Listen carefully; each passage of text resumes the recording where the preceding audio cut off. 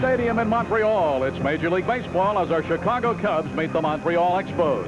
Participating advertisers in tonight's game are Miller High Life. If you've got the time, they've got the beer. True Value Hardware Stores. True Value, more than just a name. It's their way of doing business. Union 76 and your neighborhood Union 76 dealers who invite you to go with the spirit of 76. Canon, so advanced, Canon is the world's leader in 35mm photography. Toyota Motor Sales and your Toyota dealers. Zenith and your Zenith dealers. At Zenith, the quality goes in before the name goes on. United Airlines. People who fly for a living choose United. And by the Association of Chicagoland McDonald's Restaurants. You deserve a break today. This copyright telecast is presented by authority of the Chicago National League Ball Club, which has the right of approval of the announcers and is intended solely for the private, non-commercial use of our audience. Any publication, reproduction, retransmission, or other use of the pictures, descriptions, and accounts of this game without the express written consent of the Chicago National League Ball Club is prohibited. And see, that is a good thing to put down on the plus side for what so far is a rather disappointing year. I know one thing Lee hopes is we don't look up in the first inning and see one go out of the park and get behind 2-0. He says that's one pattern we've got to break. And it's true. It's tough to play catch-up all the time. Well, it's a funny thing. It's happened about 4 times, I think, on this road trip alone, where the first inning, 2 out, a man on base, and the guy promptly hits one out of the ballpark. I know Chili Davis of the Giants did it twice. Al Oliver did it. Somebody did it over in the Phillies the other night. But they are so close, Milo, and yet close counts only in horseshoes. And hand grenades. Yeah. The weather is beautiful. The crowd is good. We're at the Olympic Stadium, and I wish I could speak French. You know, this game is being televised all through Canada as well, and they do 2 different telecasts and 2 different radio broadcasts, one in English and one in French. I know where we can get help. Where? Jerry Holtzman watched the NBC game today, tuning his TV set around, and he found the game. He says, well, isn't that good? They're doing it, but it's in French. He didn't know that he could have turned to 2 more and heard it in English. Well, that's a newspaper man for you. Hello again, everybody. Harry Carey and Milo Hamilton from Montreal, Canada. Bump Wills is stepping into the batter's box. The Cubs lineup: Wills at second, Sandberg at third, Buckner at first. The first pitch of the ball game. In there for a strike call.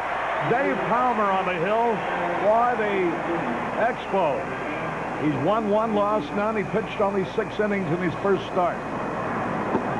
Strike 2 call. And Bump Wills, who was 0 for 3 last night, striking out his 3 of the 5 times he was up, is quickly in the hole. Curveball low. And the count. 2 strikes and a ball. Atlanta beat the Giants again. Boy, those Braves are hanging tough. That's got to be the managerial job of the year by Joe Torre. The Atlanta Braves in first place. There's a high drive in the left center field. Going deep, deep, deep. Will anybody get it? Up against the wall. Here's Bump Wills on his way to second with a stand-up double.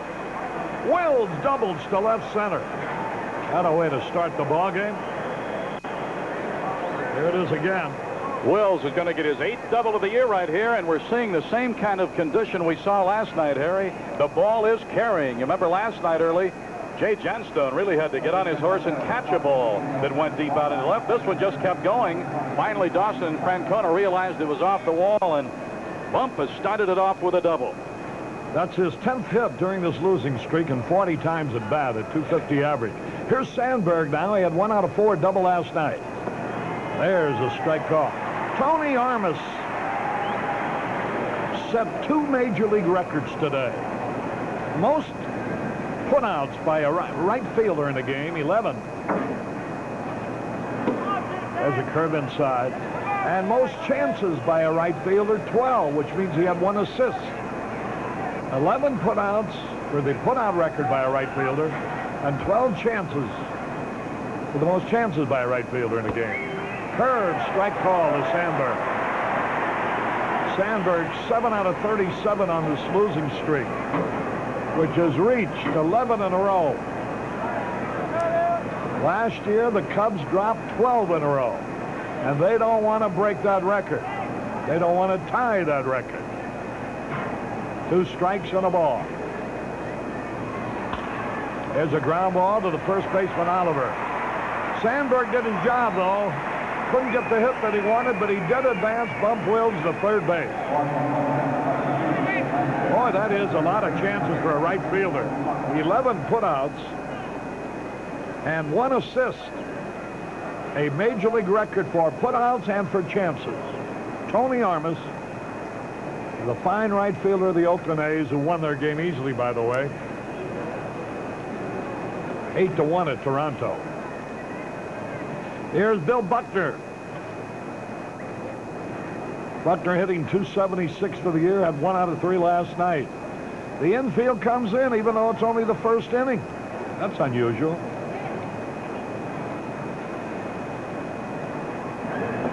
Curveball into the dirt. Good stop by the $2 million a year catcher, Gary Carter. You know, fans who watch this on TV figure, well, they're on a carpet tonight. It must all be the same. Bill Buckner says you can't believe the difference in coming from Philly into here. Philly, it's all brand new, and there's a nice sponge under it. It's like playing on a nice soft carpet. He says this is like playing in a gravel pit for some reason. It's just old enough now that it's very, very hard here, and he says it's tough to play on this carpet.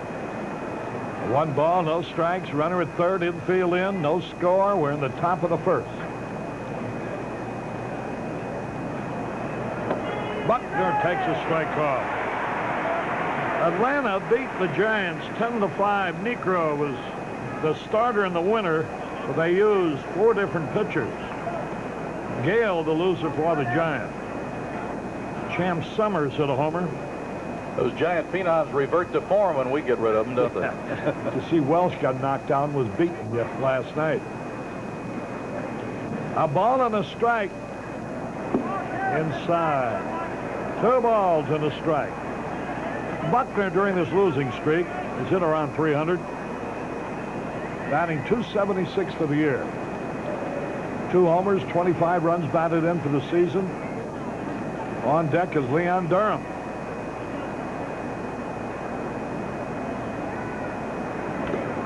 Hey, foul tip. And the count evens up, 2 balls, 2 strikes. Harry, just for the trivia fans, we might have Guinness looking on here tonight, because with the Canadian network here, both in English and in French, and our outlet for the Cubs and going all over the country, to cover it all, there are 13 television cameras in this park. They're not going to miss many, are they? 2 balls, 2 strikes. Infield in, 1 out, runner at third, no score. Bill Buckner trying to get the Cubs on the board. Bouncing ball, foul, past John Vukovich, coaching at first. Gordy McKenzie's at third. Here's what happened today. They had 44,000 at Comiskey Park, but the Angels shut out the White Sox 3-0. Forced the winner, Trout the loser. Oakland knocked off Toronto 8-1. Langford the winners. Dave Steve the loser. Newman and Henderson hit homers. 2-2 pitch. Fouled it off again. Only Boston knocked off the Indians 6-4. Thornton hit number 17 for Cleveland. Hara had number 12. Stapleton number 6 for the Red Sox, who won the game 6-4. And I think Hara went over 390 with his batting average. They had better than 30,000 at Fenway Park. And Atlanta just finished beating the Giants 10-5. So Atlanta 2.5 ahead of San Diego. And 8.5 ahead of the Dodgers, who play tonight. 2 balls, 2 strikes. High pop fly down the third base line. It is. There's the ball. There's a man trying to score after the catch. Save. A fine play by Wallach with his back to the infield. He whirled. He knew that Bump Wills would tag up and try to score.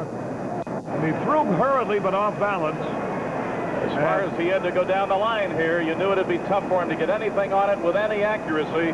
So Gordy McKenzie had Bump right back on that back. See, he's falling away. Yeah. Had to throw with his body all spent, and it was off target. And there's a sacrifice fly and a pop foul. Buckner gets credit for a run batted in. 1-0 in favor of the Cubs. Here's Leon Durham now. 2 out, a run in. Fastball high. Durham is 7 out of 37 during this losing streak. Had an infield hit last night. There's a pitch, low ball, 2. 2 balls, no strikes. What does an gout mean up there? Who's got gout here? Here's a pitch, a little tap. Can we show it to them, Arnie, so they'll know I'm not making this up? Up on the board, it has been saying that. See that? Where is it? Gout. That guy Oon's got gout every night. That's a cigarette commercial, and it's a testimonial to the taste. Here's the pitch, and it's a little bit. 2 balls and a strike. Well, I don't know any cigarette named Gout. No Players is the name. Here's a pitch, swung and miss. 3 balls, 2 strikes on Durham. The only guy knows we got a real case of the gout is Frank O'Grady back in Chicago. He didn't mean to swing. He fouled it off. 3 balls, 2 strikes, 2 out, a run in. Nice crowd on hand again here, and why not? This is one of the best teams in baseball, the Montreal Expos. And they'll be in Chicago next weekend. There's a smash foul. The ball boy down there scoops it up. And if you don't think these fellas have a lot of stars, the Phillies will kind of warm you up. They come in Monday, Tuesday, and Wednesday afternoon. Struck him out with a curveball. Durham called out on strike. 1 run, 1 hit. No errors, nobody left. We go into the bottom of the first. All March has to do now is shut him out, and we're sure of breaking the losing streak. 1-0 Cubs. T-shirt day at Wrigley Field coming up a week from tomorrow, June 20th. The first 15,000 youngsters getting free Cub T-shirts, compliments of Toyota. That's Sunday, June 20th. You know, I've said several times, and maybe people don't really understand what you mean. About Ryan Sandberg, I have said he hits like a shortstop. What I mean by that is thus reflected in the batting averages, which you'll find in your morning paper.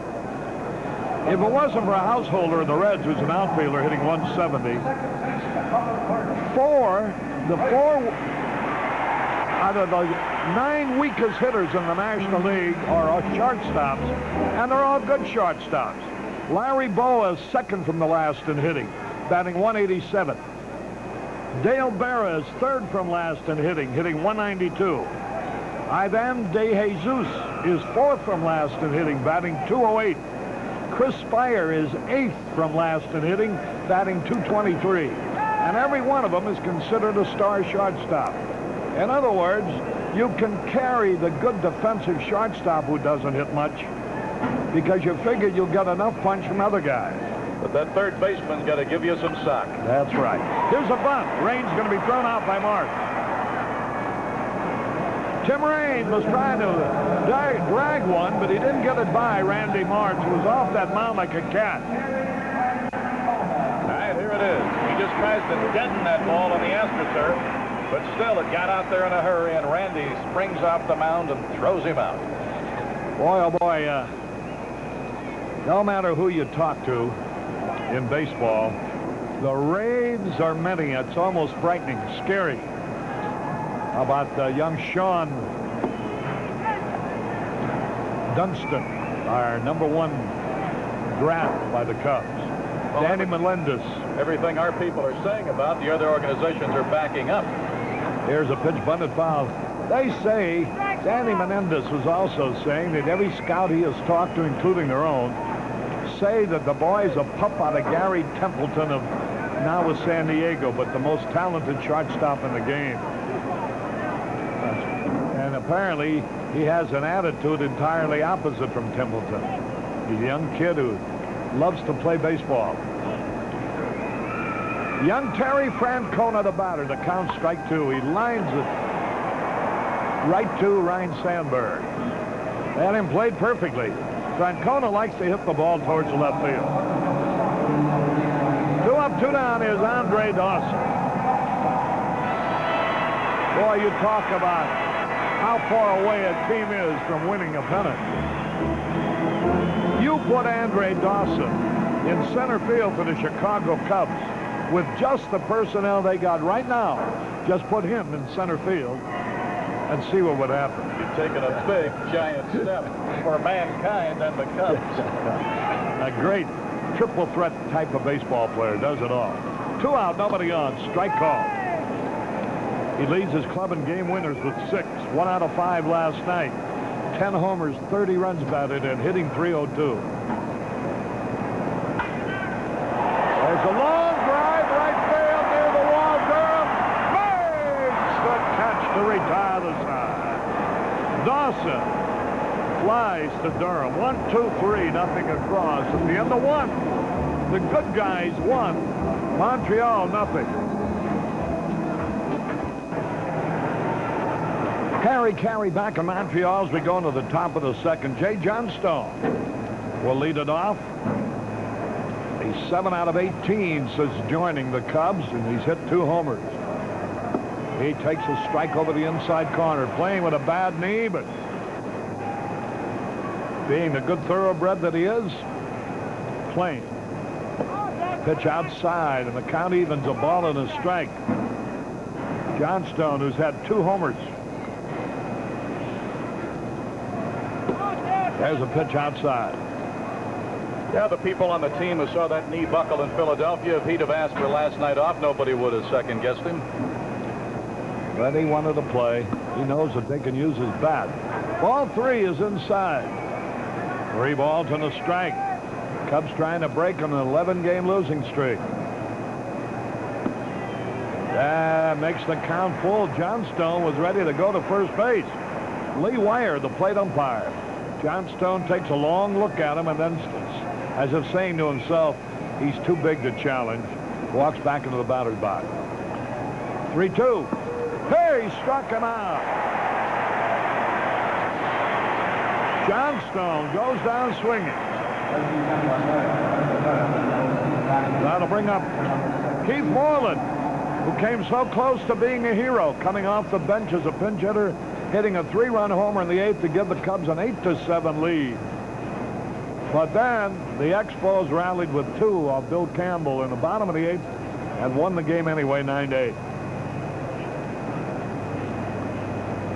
Moreland hitting .298 back behind the plate tonight. Lee Wire, the plate umpire. Harry Wendelstedt at first. Lanny Harris at second. And Ed Montague at third. Strike call. Cubs will be home Monday afternoon against the Phillies. Pete Rose, Mike Schmidt and company. Ground ball hit to the third baseman. Wallach over to first for the out.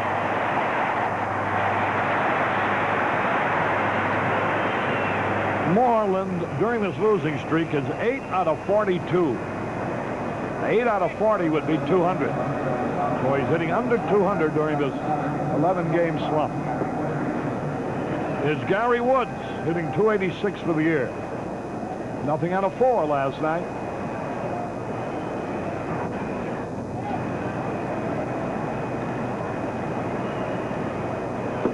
There's a strike call.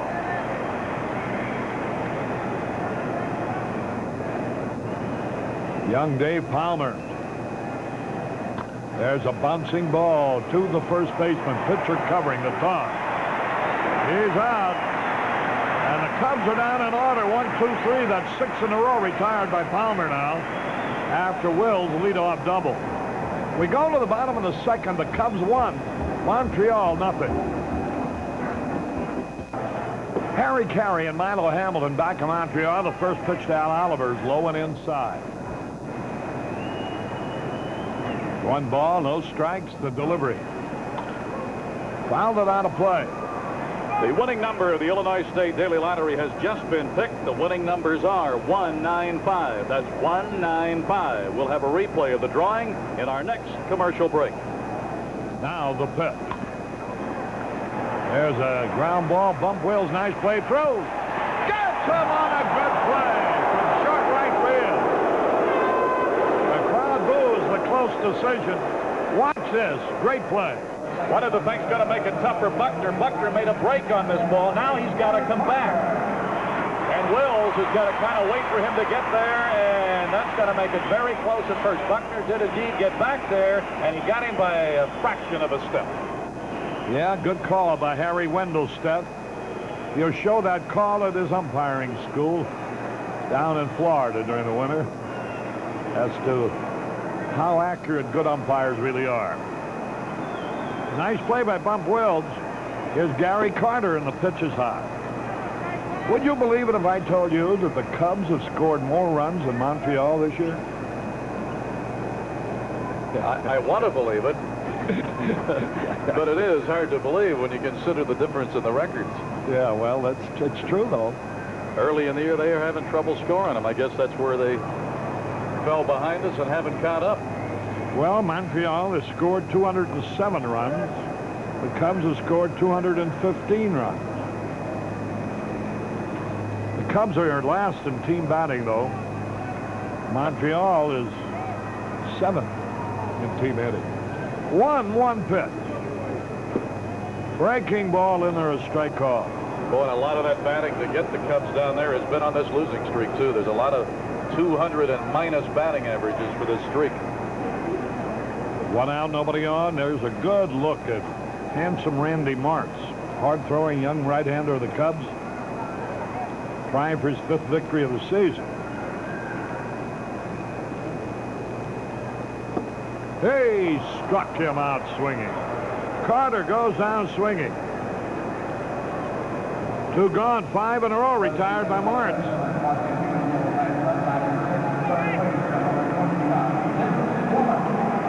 Here's Tim Wallach, the third baseman.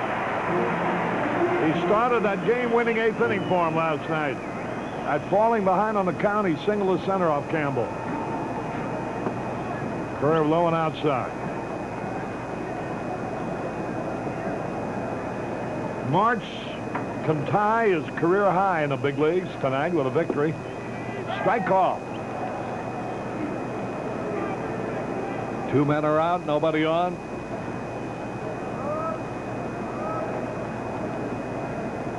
Tim Wallach, 2 out of 3 last night. There's a long drive foul. That was a changeup on the pound ball, but he got it up high, and Wallach really drilled it but foul. Now he's ahead of him, 2 strikes and a ball.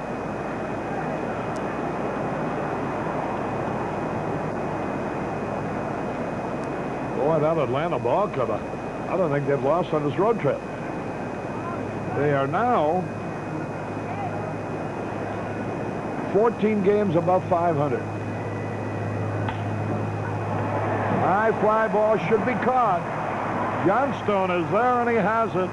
2 perfect innings pitched by Randy Martz. Nothing across. At the end of 2, the Cubs won. Montreal, nothing.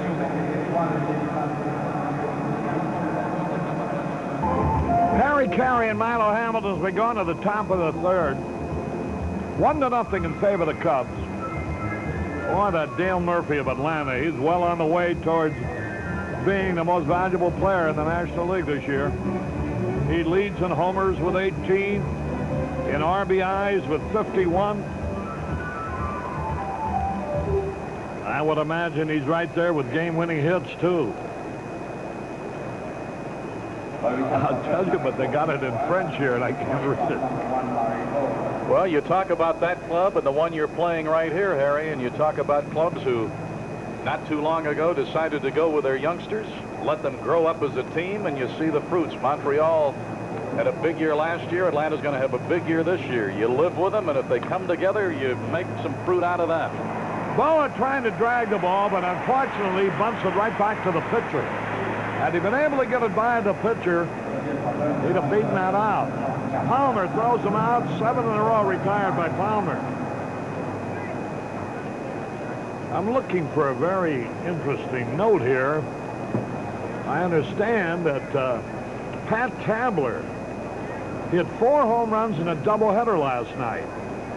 I can't find it here in these notes. We got a million notes. I think, Lee, you got that call from somebody in the organization because it isn't in the notes. Now, why in the world wouldn't that be in it? We got everything else in the notes. We got, if you want a million miscellaneous trivia. Irrelevant. I can read them to you, but Pat Tabler hitting 4 home runs in a doubleheader, I guess, somehow missed the... maybe Well, it's it happens sometimes when you take a day off. 1 out, nobody on the pitch. And March was a good hitting pitcher. He's in the hole, 2 strikes on the ball. March is 3 out of 14 as a hitter. For a pitcher, that ain't bad. Strike 3 call. Boy, that's 8 in a row. Good thing Bump Wills led off with a double. And Sandberg was able to advance him by bouncing out to the first base side. You see what an important play that is. If Sandberg doesn't get him over to third, as so often happens, and more times than not so far this season with the Cubs, then Wills could not have scored on that foul ball. But being at third, he could. Giving Buckner a run batted in on a foul pop to the third baseman who caught it with his back to the infield. Wills takes a curve strike.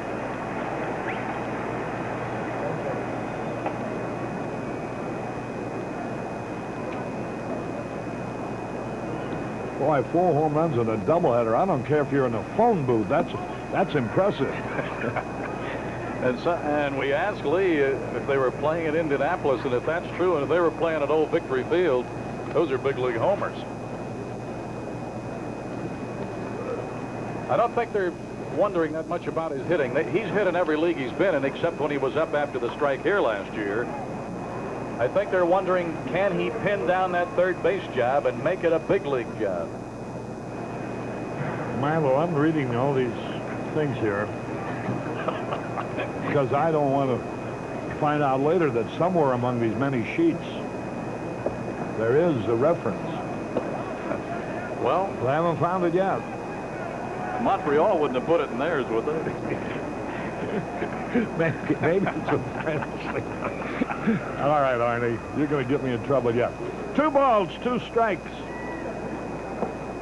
Hey, struck him out. 9 in a row. Retired. Boy, we got a pitching duel going on. And 4 of those 9 consecutive outs are strikeouts. We go into the bottom of the 3rd. Cubs 1, Montreal nothing. Harry Carey back in Montreal. We go into the bottom of the 3rd with Warren Cromartie, who was 1 out of 3 last night. He's accounted for 5 game winners. There's a pitch foul back. Can't find anything about Pat Tabler's 4 home runs in a doubleheader last night, all these notes. But here's something of interest. The Chicago Cubs front office softball team will face the Chicago Radio All-Stars. And the Chicago White Sox front office in a doubleheader softball game. Monday, June the 14th at Village Green Field in Glen Ellen. The games will benefit the American Cancer Society.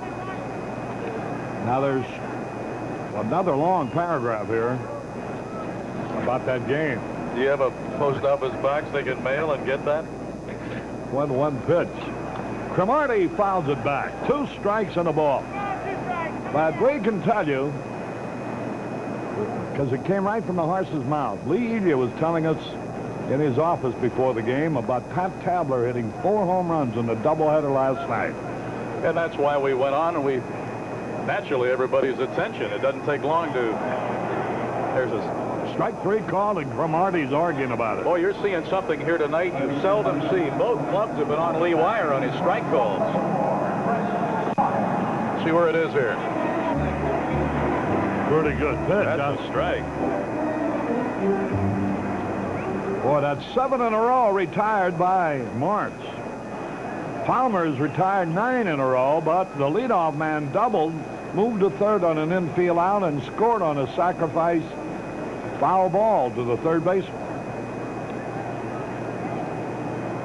1 out. Here's Chris Spire, the shortstop. Fastball low and outside. 1 out, nobody on.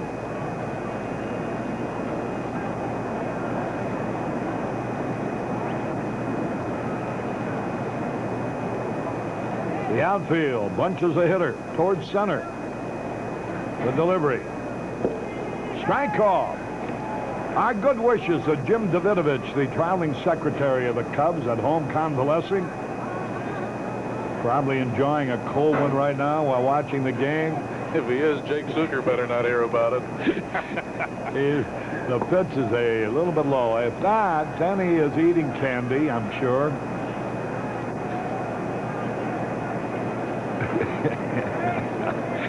Two balls and a strike. What a sweet tooth that Davidovich has. I never saw a guy eat candy incessantly. Ball 3 outside. To Spire. Come on now. It's the 8th and 9th place hitters in the batting order that usually give the Cubs pitchers a headache. Spire had a big hit last night. He fell behind on the count, ran it to 3-2 and single. There's a long drive, base hit. Spire lined to single with 3-1. Boy, when they're ahead of you on the count, no matter what their batting averages are, they're dangerous. Spire lines a single to center. Here's Palmer now. They can utilize Palmer.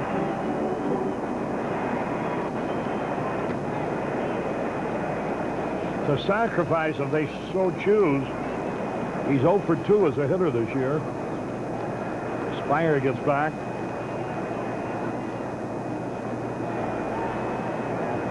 Spire hitting just .229, 2 homers, 15 RBI. Hey, they got to play at second base. Out over to first, safe. Boy, did that Randy March know where he was going with that ball. If there'd have been any delay, he doesn't get him, and he came right off that mound gunning. And here's your second look at it.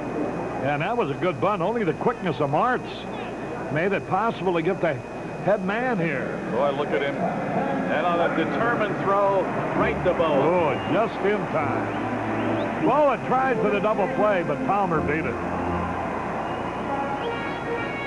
So that's a big play. There are 2 outs and a runner at first instead of 2 out and the runner at second. Takes an extra base hit now to score, where just a single would have done it before. Here's Raines. He bunted out the first time. Ground ball to Buckner. This inning is easy. Stubbs on the bag. No runs, 1 hit, no errors, 1 left. Lou Boudreau will be joining Milo here in a moment. This is Harry Carey from Montreal. We're at the end of 3 innings. The score remains the Cubs 1, Montreal nothing.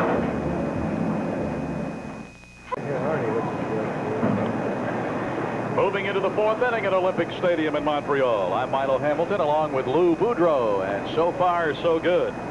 And a word that the good kid likes to jump on and talk about it when it happens and let you know when it doesn't happen why you're losing ball games, and that's execution. You get the double, Sandberg does his job, moves him over, and when you get the little pop foul, you got a chance to score a run, and that's the difference in this game. Absolutely.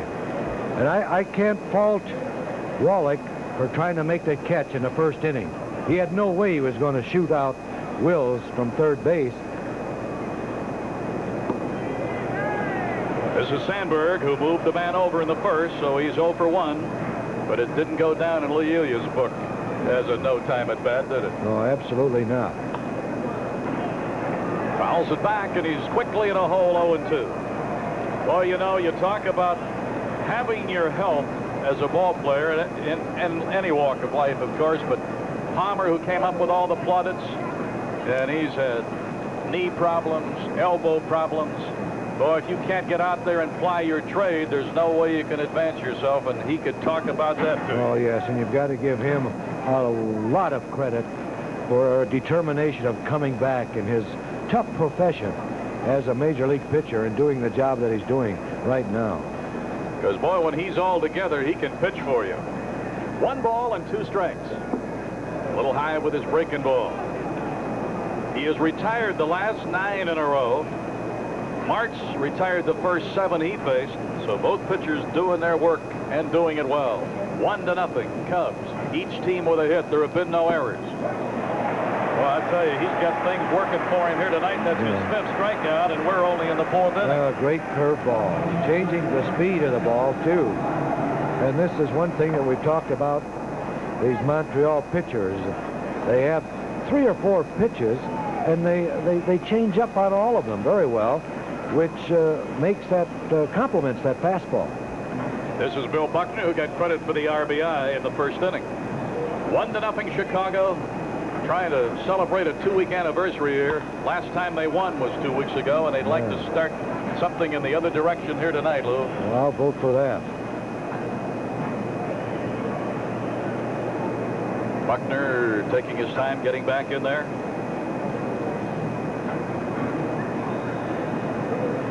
Buckner 1 for 3 in the series with a run batted in.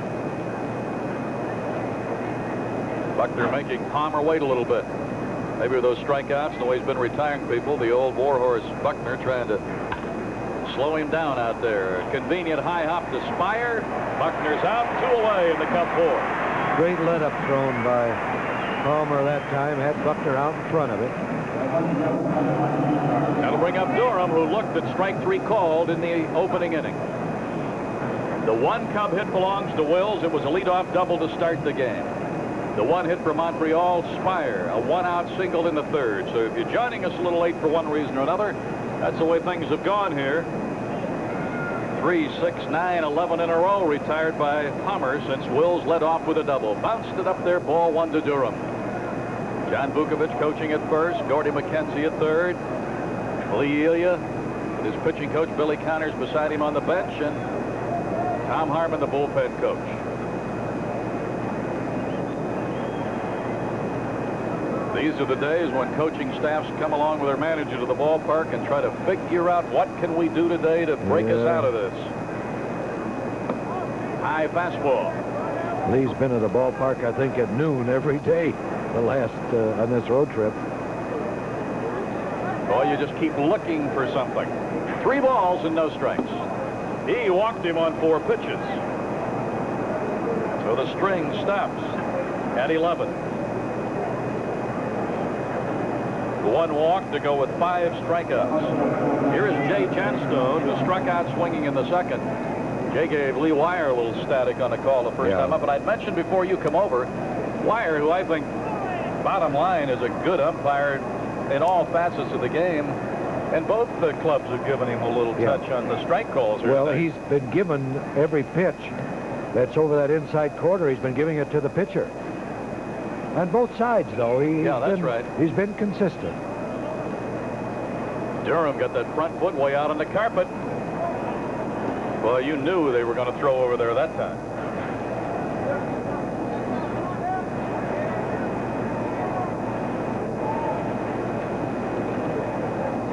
Jay Johnstone batting with a runner at first and 2 away. We're in the top of the 4th. Still no count to Johnstone. Moreland would be next. A 2-out walk to Durham.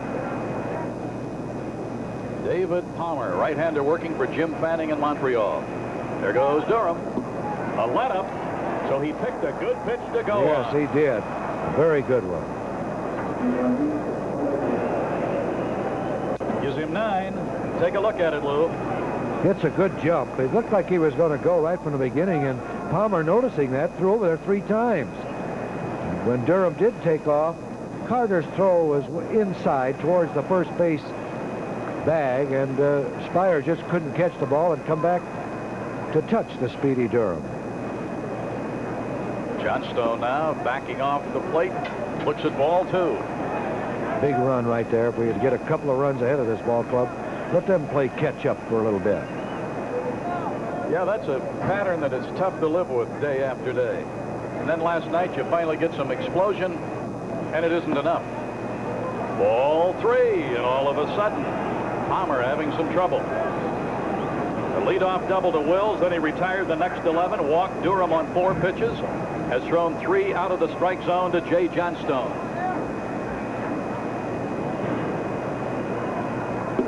And he walked him on 4 pitches. This is what I was expecting early in the ball game till he got settled. A little wildness by overthrowing his pitches. But he was really on the ball in the first 3 innings, or 3 2/3 innings, for that matter. And all of a sudden, pitchers getting a wild streak. They can't get themselves out of it. All right, here is Moreland. Moreland in the 2nd inning, his only trip tonight. He bounced to the 3rd baseman. You got Durham at 2nd, good speed. Johnstone at 1st. 2 away. Ball 1. I'm glad to see him lay off that pitch. He's been chasing that ball lately, and Galen Cisco, their pitching coach, after 9 straight balls, is making his appearance here. Well, you see, with Moreland, he's a swinger. He's a hitter. So consequently, you feel that he may go after that pitch to help the pitcher out. You'd like to have him take it. And wait till this man gets settled down to throw a strike now. Palmer, I'm talking about. Carter out there along with Cisco, trying to settle the right-hander down. Everybody getting back in their place, and Moreland will step in. Pinch hitter last night hit a towering home run, a 12 feet fair and up to those blue seats that arch around out over the left field wall. 1 ball, no strikes. Check of the runners. 1-1. He was taking. Now he'll go to swinging right now. Yep. Looked like Palmer sort of eased up a little bit to get that call strike on Moreland. 1-1. David Palmer. You see Durham bouncing around a little at 2nd base. Crowds him, and it's 2-1.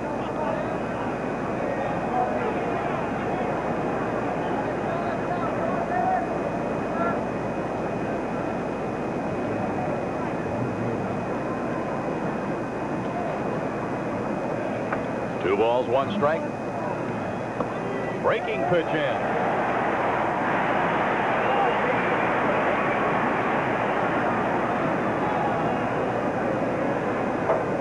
Two and 2 with 2 away.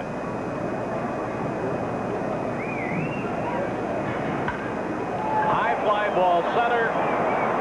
Dawson breaks right back to the spot, and the 2 walks didn't hurt him. He got Moreland to fly out to center, and that does it in the count 4. No runs, no hits, no errors. 2 walks and 2 left. After 3 1/2, it's still the Cubs 1, Montreal 0. Whoop. Going to the bottom of the 4th. St. Louis Cardinals and Mets have a good one going. No score. But Mura against Swan. The Pirates, who are starting to play a little better. The Sarmiento are out in front of the Phillies and Ruthven. 3-1 in the middle innings. And right here it is 1-0 Cubs over Montreal. And leading it off in the 4th for the Expos, it'll be Terry Francona. He's hit safely in 13 of his last 15 games. With that steadiness, that's how you become a 300 hitter. There's a pop-up, and the catcher, Moreland, going to call for it. Randy March started to break down, but Moreland had clearly taken charge. Oh, yes. The ball was at least 25 feet up in the air. Here's the attempted drag bunt by Francona, but the pitch was outside. And when he pushed the bat on it to drag it, he just popped it up to Moreland. That's it for youngsters that want to drag that ball. If the pitch is away from you, you take it. You don't bunt the ball. A great example of that is watching Carew when he bunts. Here, now you see the pitch is away from him. He can't drag it, so you take that pitch. Don't put the bat on the ball. When you push that bat on the ball, you give it momentum, and he just popped it up. First pitch to Dawson is a strike. Dawson flied fairly deep to right in the 1st. He sent Durham back to the warning track. Foul ball coming up this way. He's got Dawson on a hole 0-2. Randy retired the first 7 to face him. Gave up a single to Spire. Then helped himself on the Palmer sacrifice attempt. Made a good play coming off that mound and threw and got that head man. Didn't let that tying run get into scoring position. And he had that in mind from the time he released the ball. High bouncer third. Sandberg will throw him out by a couple of steps and 2 away. Yeah, if March doesn't play that aggressively and determinedly, he doesn't get him. He came off the mound ready. Then the good, strong throw. Really handled that play perfectly. Yes, and I thought Spire, his slide was not the type of slide that you use to beat the throw. He sort of bent his knees instead of going straight in. He might have beat the throw had he dove for the bag or slid straight into the bag. Oliver drills one through the right side. And if you want to know a guy's consistency, and Oliver, everywhere he's been a consistent hitter. He has now hit safely in 35 of his last 39 games. He's a tough hitter. I would say that he's the toughest hitter on this ball club. Now, I'm talking about making contact and going for base hits, driving in runs. I know Dawson is a very good hitter, but he'll give you the long ball a lot more than Oliver. But I think I would take Oliver for average. Gary Carter struck out in the second inning. 1 of 2 strikeouts recorded by Randy March. The 2-out single, and that is a ball to Carter. Oliver now with 2 for 5 in the series. One of those was a 2-run homer in the first inning last night. Milo, if I'm observing March early in this ball game, he's throwing the palm ball much faster, not easing up on it. He threw one let-up palm ball that was high to Wallach, and you recall he fouled it deep down the left field line. He's adding more velocity to that palm ball. It's breaking quickly. He's a more aggressive pitcher in every department here tonight. Yes, challenging the hitters. High fly ball. It won't carry tonight. And right at that wall is Jay Johnstone. He pulls it even a little bit, they're ahead. But he hit it to deep left, and here's where it goes. There's Johnstone backing up. He knows he's on the warning track, and he backs up just about 3 feet from the wall and then backs into it. Glad he didn't pull that one. All right, they leave a man after the single, and after 4, the Cubs are leading by a run. Now we move to the 5th in the middle game of this weekend series at Montreal. Last night, Montreal got in front, looked they were going to run away and hide, but the Cubs came back with a 3-run homer by Jay Johnstone and a pinch 3-run homer by Moreland. But then the bullpen was not able to do it in the 9th and came out of here a very tough loser. And now here is Woods leading it off in the 5th that fouls it down the left side. Woods in the second inning bounced out to Oliver. He'll be followed by Boa and then Marks. Mike Krukow has been replaced in that game at Philadelphia, and Porfirio Altamirano has come in. Thanks a lot, Milo. He was a non-roster pitcher who made their club. Yes. He warmed up a couple times when we were there earlier this week, but did not get in the game. But he has replaced Krukow here tonight. Pittsburgh leading 3-2. Might be getting more, huh? In the 5th is when Krukow was driven from the mound. What about that Bo Diaz? Did another one in the second inning with nobody on. That's his 11th home run for the Phillies. Fly ball, bounce ball through the left side, and Gary Woods gets the base hit through the left side, and that is our first hit since Will started the game with a double. But 1-0 Cubs. Palmer has struck out 5, walked 2, got a little wild after 2 outs in the 4th inning, but then got Moreland on a fly ball to center. Now here's Larry Boa. Boa tried to bunt his way on in the 3rd, but bunted it right back to the mound. Boy, Boa's got that third baseman Wallach in close at third base. If he could drive one past him or hit one of those high chopper, Baltimore chops over his head. The old Lou Boudreau special. Yeah. Woods is edging. He's going.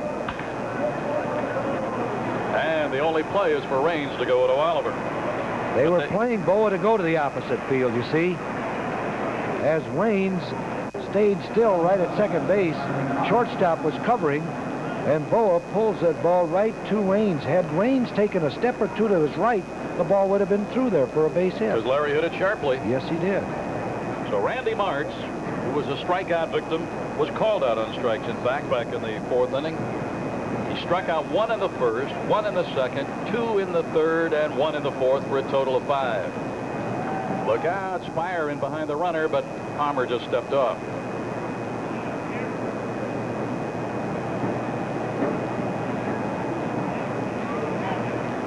So Woods now, well, he's gone back on the carpet. Looked like he was going to maybe shorten up that a little bit, but he took right off again. 1 ball, no strikes to Randy March. Bump Wills due up next. We're in the 5th inning. Cubs got a run in the first, and so far it's holding up. You'd like to get some more.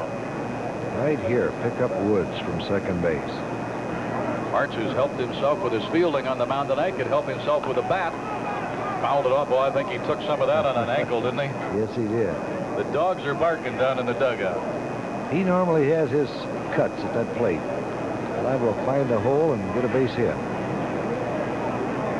They're playing him as an opposite field hitter. Dawson is maybe 20 feet toward left center. Francona is over near the line. They give him a big, big hole in right center, and there you see it, how they're playing him. If he ever hit the ball to left center, it'd roll all night. That's the same pitch he struck him out on the last time up. He's giving him breaking pitches. He's not going to gamble with that fastball. That was a good curveball. Palmer and Carter, his catcher, knows that's a big run at second base. The 1-2. High fastball. That thing took off and sailed. He's wasting the fastball, I believe. 2 balls, 2 strikes. Woods let it off with a single. They had him going when Boa was up there. Boa was thrown out by the second baseman, but Woods into second base. And a 2-2. Bouncer through the left side, and Woods will not score because I'm sure from his angle that it looked like maybe Wallach was going to hit that ball off. Yes, he could not have scored on it. The ball was hit sharply right past Wallach. Little slider that March really went down, followed that ball very nicely, and hit one past third baseman, but Francona was playing shallow and charged that ball to hold Woods at third base. So now let's see if Bump Wills can keep the inning alive and score a run or 2. And once Gary decided he couldn't go and then even went back a step or 2,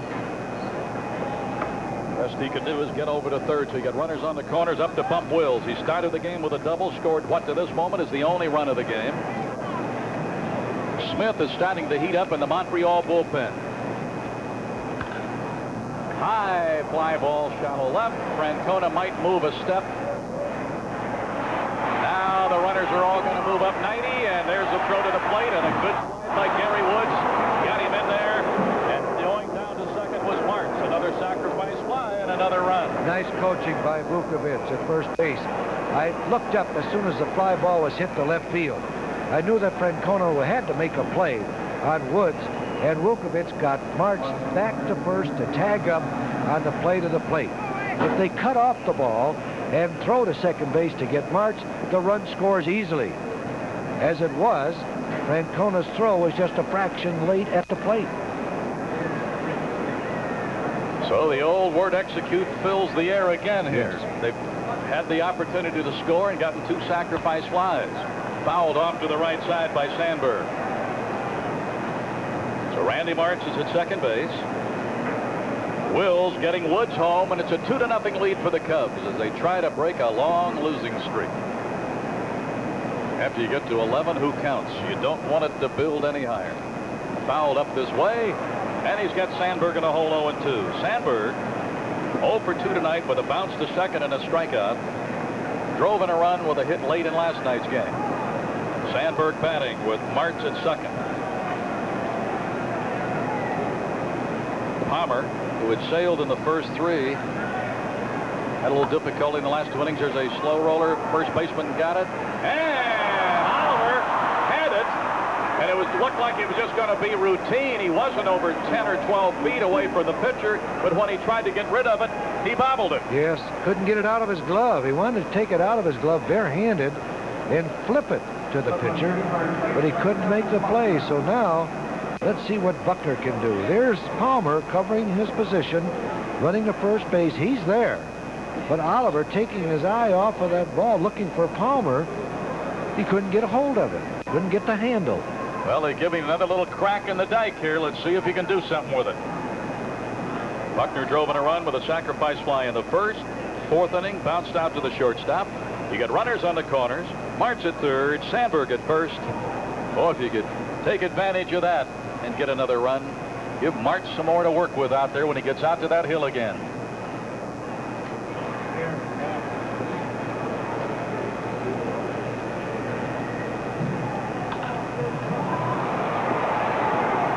Well, I tell you, when you get the opportunity to do it, Buckner does it, doesn't he? And this fits into a pattern that's been going in reverse, Lou, as you look at it again, and then we'll talk about it after you take this one. On the first pitch, Buckner just lines that ball into right field as Palmer just doesn't have that good fastball here. Lines it into right field for a base hit that scores Martz with the Cubs' third run of this ball game. And now we may have a pitching change. Cisco is out there. And there's Smith. We have not seen that fellow. But what I wanted you to go back to, when we have been on this losing streak, this is the pattern that the other clubs took advantage of us against us. You give more than 3 outs, invariably it came back to haunt us. Now we're trying to turn it around. And we've got the men in the batting order to do it. And we've had them there on several occasions, but we just couldn't get that big base hit with 2 outs. We did early in the season, if you recall. With 2 outs, we would pick up one another. Now, tonight, in this inning, with 2 outs, we're doing the job with Buckner, and now we have Durham up there, and we could get an extra base hit right here off of Durham's bat. Opened up on him on a let-up. He just foul-tipped it into Carter Smith. Durham tonight has struck out and walked and stolen a base. Sandberg second. Buckner at first. Buckner's driven in 2 of the 3 runs. That's the way it looks from up above first base here at Olympic Stadium in Montreal. Bounced foul got him in a hole 0-2. Smith continues to throw in the Montreal bullpen.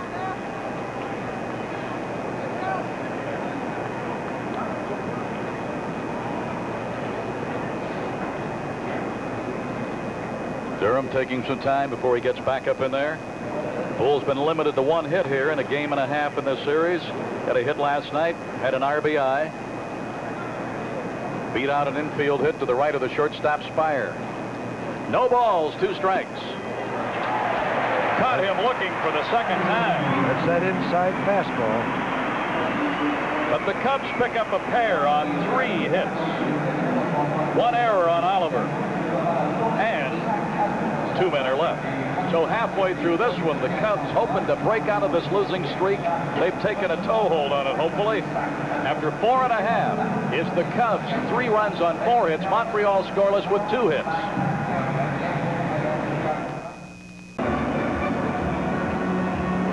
We go to the bottom of the 5th, and Randy Martz out there with a little more padding. He's leading 3-0. He'll be looking at Wallach for Marty and Spire. Jim Fanning has changed his mind about his bullpen. Smith had been throwing. Now he's gone to Burris. And Lou and Pat Corrales made a change at Philadelphia a few minutes ago. We thought maybe the Pirates had knocked out Mike Krukow, and indeed they had. Yes, they come up with 2 more runs, so they're now leading 5-1. Pirates batting in the bottom of the 5th. So here is Tim Wallach with a 5-game hitting streak coming into this game. Wallach in the 2nd inning, fly to left.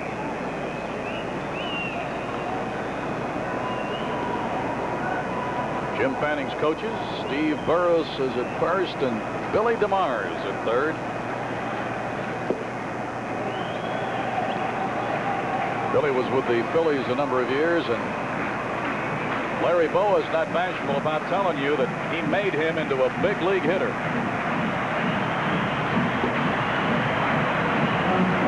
2 balls and no strikes. Come on, Randy.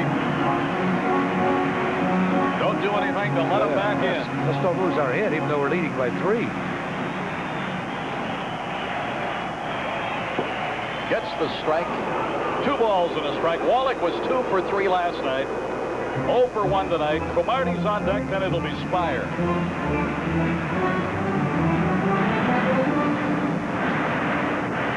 The 2-1. Lines it right over Boa's head, and there's a leadoff single to start the Montreal 5th.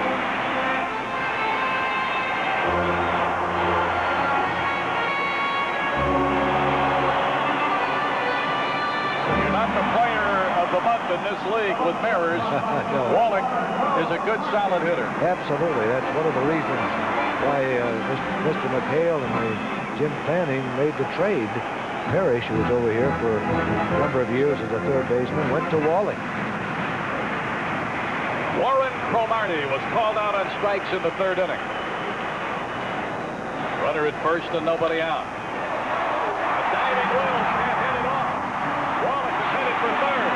The throw will be cut off by Bowen. Now they're going to play at first. Buckner looking, and he'll flip it down. Nobody there. Nobody there to cover, and only the speed of Buck Wills saved the Cubs on that one. Well, I tell you, there was an unusual situation.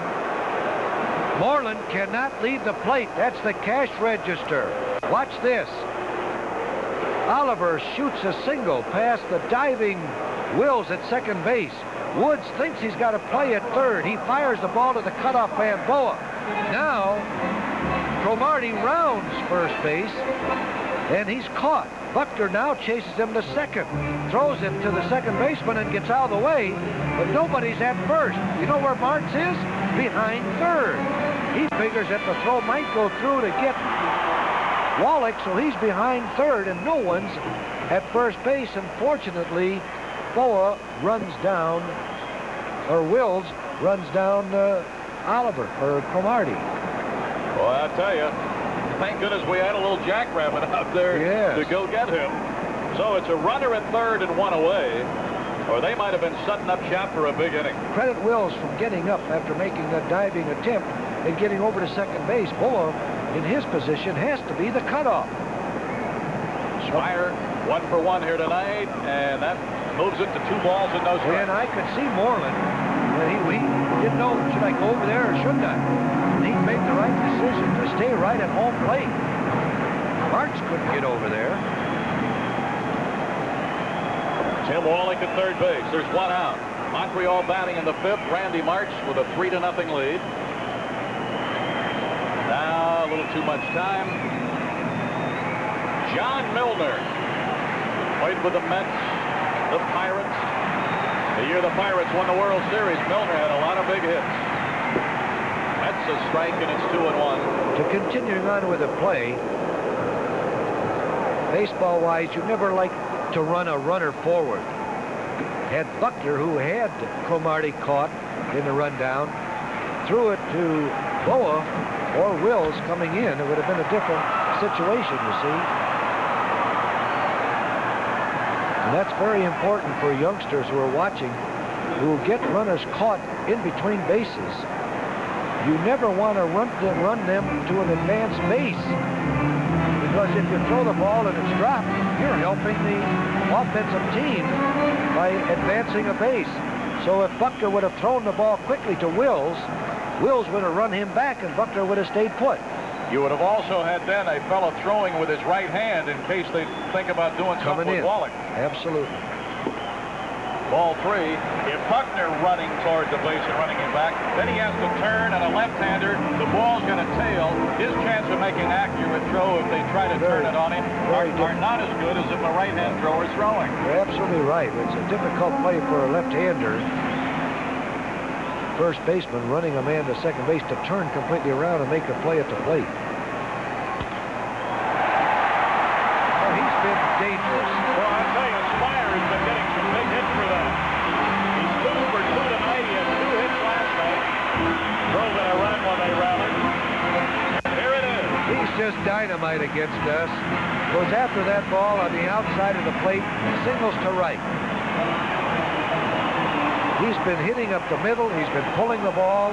He's been doing everything right at the plate against us, hitting in the 8th spot. So they've cut into the 3-run lead. It's now 3-1. And John Milner hitting 0-67. He's had 1 hit, 1 run batted in. His cousin Eddie plays for Cincinnati.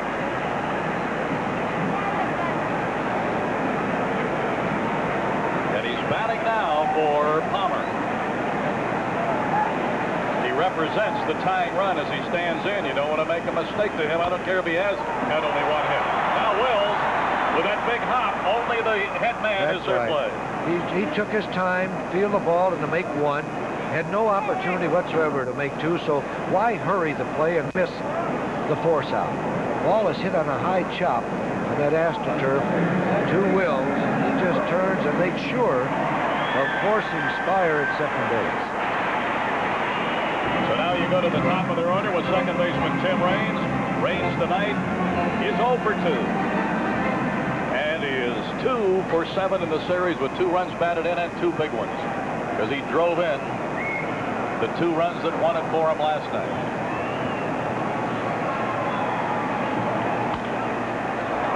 High pop into shallow center. It's the center fielder's play to make. Wills had started out on the ball, but then realizing that Woods was right there, and the side has been retired. So the rundown really helped us tremendously. Boy, did it ever. 1 run, 3 hits, no errors, and 1 man left. We've played through 5. The Cubs are leading by 2. Well, we're going to take a look at that rundown again. Here's the single past the diving Wills at second base. Wallach goes to third. Woods throws the ball perfectly to the cutoff man, Boa. And Cromartie makes his turn around first base. Boa catches him and now waits till Buckner gets set. Now Buckner runs it. Cromartie back. And gives you the see, ball to time Wills. to let him have it quicker. Yes. If he gives that ball quickly to Wills, now Wills has to run Cromartie back and tag him just before he dives for the bag. No one is at first base because March went behind third to back up that throw. Everything was done by him, and Moreland was proper because you'd have really had some red faces if they'd have done anything else. Oh, yes. Moreland can't leave that cash register. That's home plate. Ray Burris is the new pitcher now. Responsibility is that his own base. Buckner's first base, shortstop at second base. One of those 2 men have to be at second, and of course the third baseman Sandberg has to guard third base. Burris replacing Palmer. Johnstone fouls it off. It's 1-2. And now Burris got off to a slow start. I think he was 0-7 at one time. Well, he's now 1-7. He had a great year last year, if you recall, but this year he's having a tough time. 1-7, earned run average of 4.93. The third base umpire, the third base umpire Montague rings him up. He gets Johnstone on a strike 3. That is the 7th Cub to go down tonight via the strikeout route. Boy, I'm not sure he went there. Burris has pitched 49 1/3 innings and has allowed 60 hits. His last 2 appearances or 3 appearances, he has done well. I saw him on national TV. I think it was Monday against the Cardinals when Cromartie hit the home run that won it. And he really pitched well against the Redbirds, and that appearance might have turned him around. It could have. He's walked 22 men while striking out 18.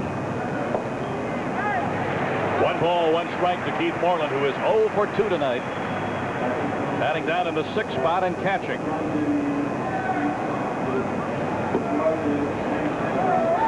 Two balls and a strike. Let's pause here. You're watching Cubs baseball as we pause for station identification. This is WGN Television, Channel 9, Chicago. And we're glad to have you with us on a Saturday night as we're bringing you the Cubs and the Expos from Montreal. 3 balls and a strike to Keith Moreland. And for the news follows on our Chicago outlet right after the game. And the 3-1. He walked him. Burris strikes out Johnstone, then walks Moreland. And that is the 3rd Cub to walk in the game. And here's Gary Woods, who started the 2-run inning in the 5th. Palmer worked the first 5, 3 runs, 2 of them earned, 4 hits, 6 strikeouts, and 2 walks.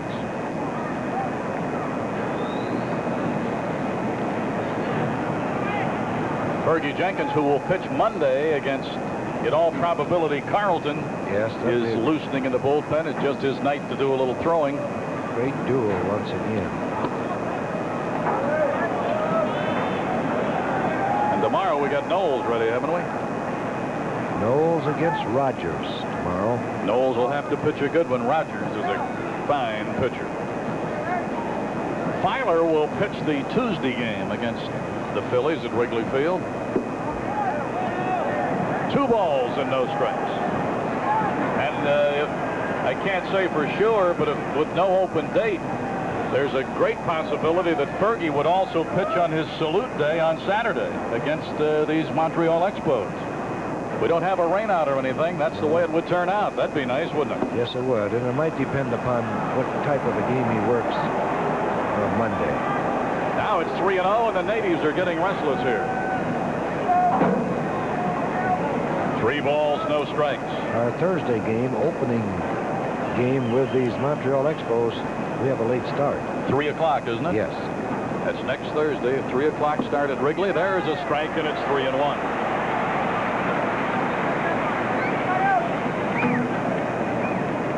Keith Moreland at first base as Burris trying to settle himself down, and Woods stepping back in there. Moreland takes his lead at first. Oliver holding against him.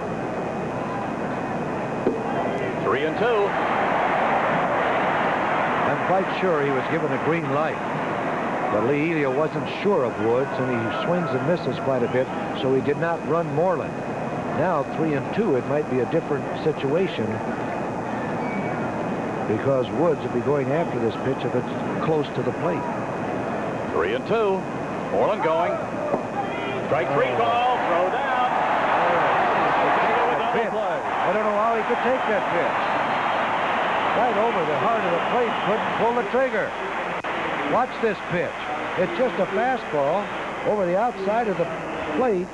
Woods, thinking the ball was outside, took the pitch, and Moreland was easily doubled up. So Burris off the hook with that double play. No runs, no hits, no errors, a walk, a DP. 2 strikeouts for Burris. We'll go to the bottom of the 6th. Cubs leading 3-1. You know, we're going into the bottom of the 6th on Channel 9 in Chicago. Right after our ball game, you'll hear all the latest in news and weather and sports. That's the news on 9 after the ball game. And don't forget Sports Scene tomorrow night at 10 with Ernie Banks.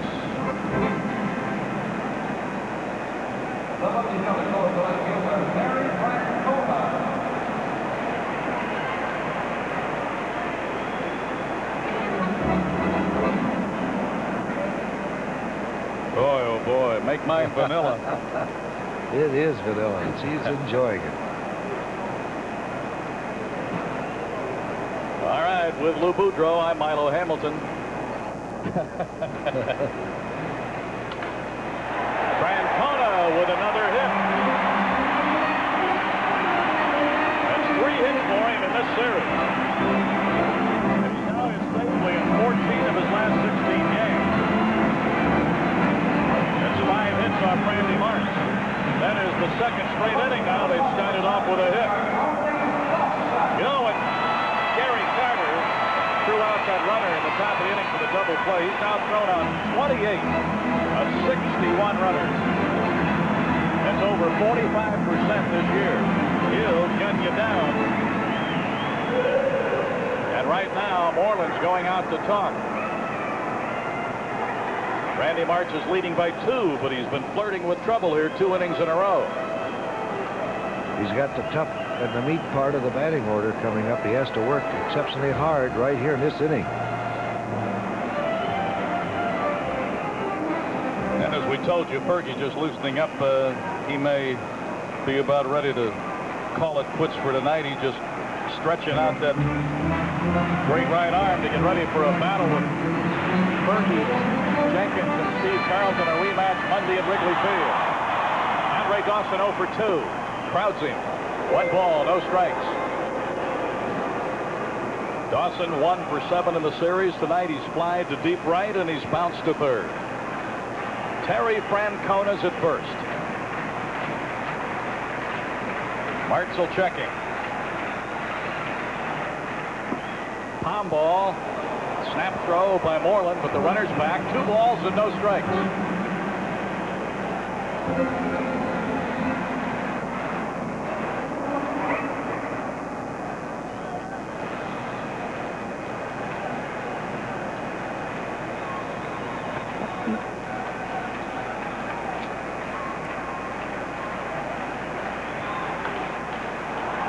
Pop. Moreland will come back. Will it give him room? No, it'll come back behind the screen about 8 rows. But Moreland digging back there, hoping maybe that spin would bring it back. Trying to make a big play on a dangerous hitter. You don't want this guy to have any more swings than he earns. No, this is right. He's got to keep that ball down low now. Hopefully we can get a double play. Keep that tying run from the plate. Francona's at first base. There's nobody out. Crowd getting back in it here now. Francona with a play in front of him. Realizes he better get back, and he did. 2 straight hits. And both well hit. That's 6 hits for Montreal.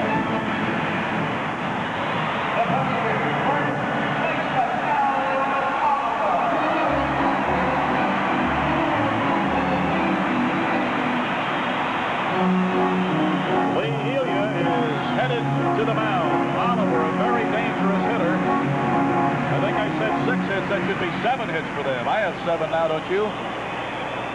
2 for Spire, 1 each for Cromartie, Wallach, Oliver, Dawson, and Francona. That's right, 7 hits. And 5 of them in the last 2 innings. Now Lee Smith is starting to warm up for the Cubs.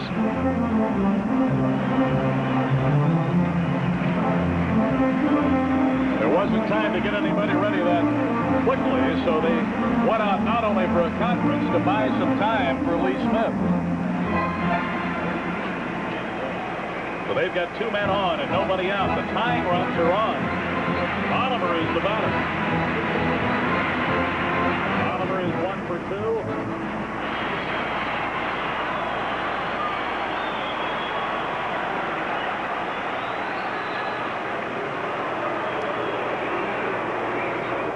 Second inning, it took a fine play by Wills to throw out Oliver, and he got a base hit in the 4th inning. 2 on and nobody out. Marks in a full-blown jam. There's a line drive to right, and Bull is there. He'll rifle it in, but Francona hadn't wandered that far off. But boy, that ball was that hit? That was a frozen rope right to Durham. So 3 hitters in this inning has hit the ball right on the nose. Gary Carter 0 for 2. He struck out swinging in the 2nd inning. In the 4th inning, he flied to left. He sent Josh Stone practically to the wall.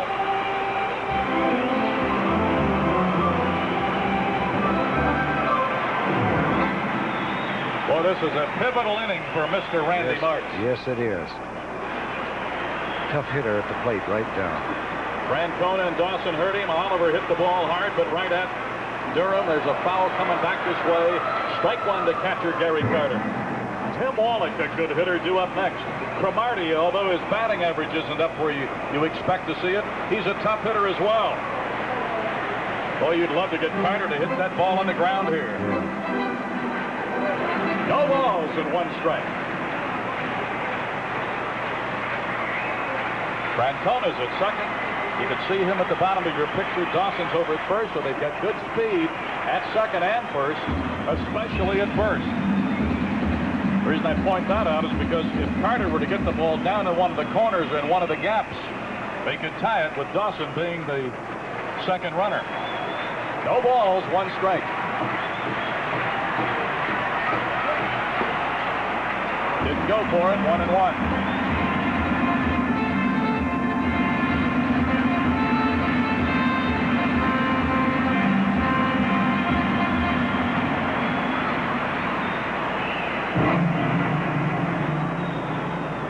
March taking a little extra time, and you can't blame him. He's in a full-blown jam up here at Olympic Stadium in Montreal. The tying runs are on. There's one out. Dangerous Carter takes the breaking pitch for a strike. That was that fast palm ball that he's been throwing. He keeps with that pitch. It's very difficult to time and hit well unless he gets it up high. Well, and as long as he keeps throwing it with that kind of a velocity, the chances of hanging it are less, too. Yes, indeed. 1 ball and 2 strikes. Francona led it off with a single. He's at second base. Dawson followed with a single. He's at first. They stayed there when Oliver hit the ball on the nose, but luckily for March and the Cubs, it was right at Durham in right field. There they are at second and first. 1 out.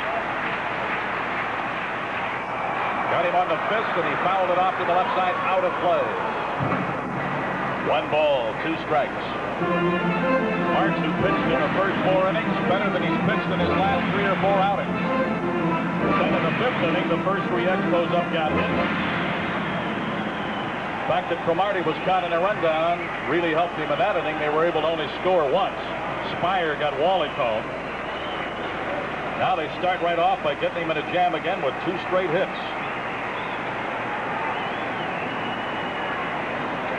2 on and 1 away as March checks in with Moreland.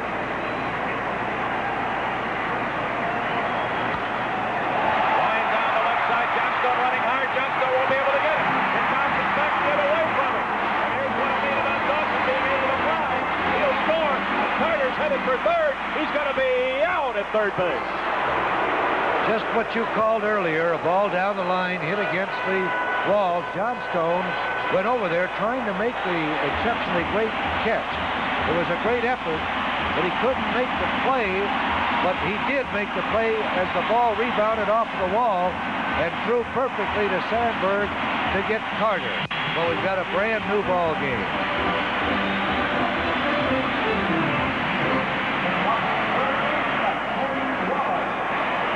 Look how that ball bounces back away from him. There is Johnstone hustling after that ball. Dawson is scoring the tying run, and Johnstone's throw to third base nails Carter even before he could get to the bag. So he'll get a double and 2 ribbies. One thing about the good throw to Sandberg, and boy, it was right down there where Rhino could handle him. You get the sliding Carter. Yes. The lead run is no longer on the base for you. Against you, and now with the 3-3 tie, Expos have out-hit the Cubs 8-4, and the score is tied. 2 balls and a strike to Tim Wallach, who is 1 for 2 tonight, and he is 3 for 5 in the series, batting with nobody on base. And Gary Carter hammered a double and drove in the tying run. Bounces away. 3 balls and a strike to Wallach, and Cromartie is due up next. Well, Lee's trying to go as far as he can with March. March is the second man up in the top of the 7th inning. Walked it.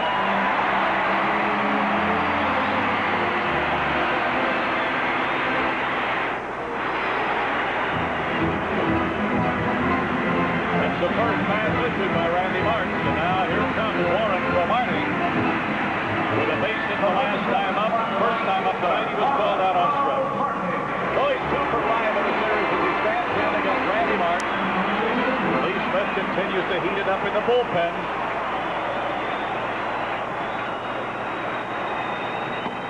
Ball 1. Wallach at first base. 2 down, 2 runs in. Carter's double got Francona and Dawson home. 1 ball and no strikes. Spire would be next. Fouled way over to the left side. That'll even the count, and a ball and a strike. Tomorrow we'll be on at 12:30 from Montreal for the finale of this series and road trip. And Monday we're home to start a week. 3 with the Phillies and 4 with these same Expos. 3 o'clock start Thursday for the game. Fergie Jenkins Salute Day Saturday. A little high, and it's 2 balls and a strike.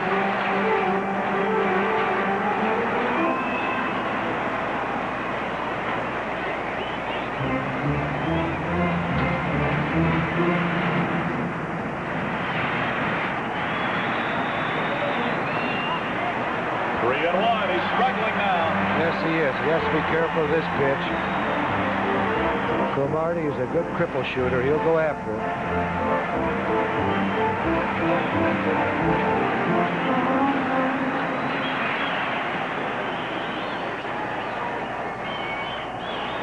Checking again, 3-1. Trouble in right field, and Durham has the play on the first bounce. Going around the third is Wallace, and it's 9 hits.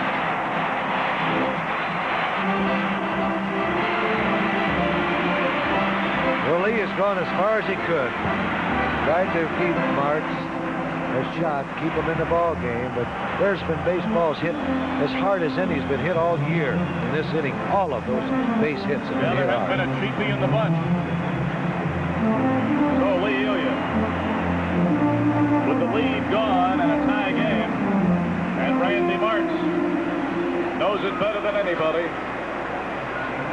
Now the point goes to the bullpen, and Lee Smith will be making the long walk in.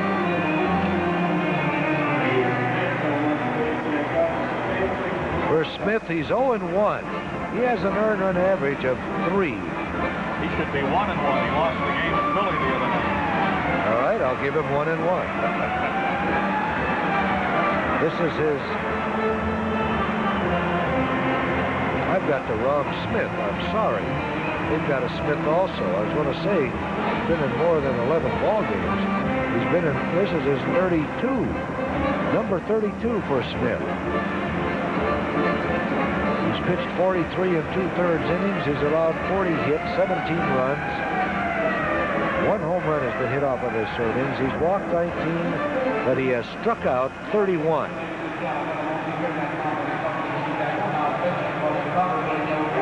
So Randy Martz, you can't close the book on him yet. He was out on the hill for 5 and 2/3, but those 2 runners on are his responsibility, and big Lee Smith.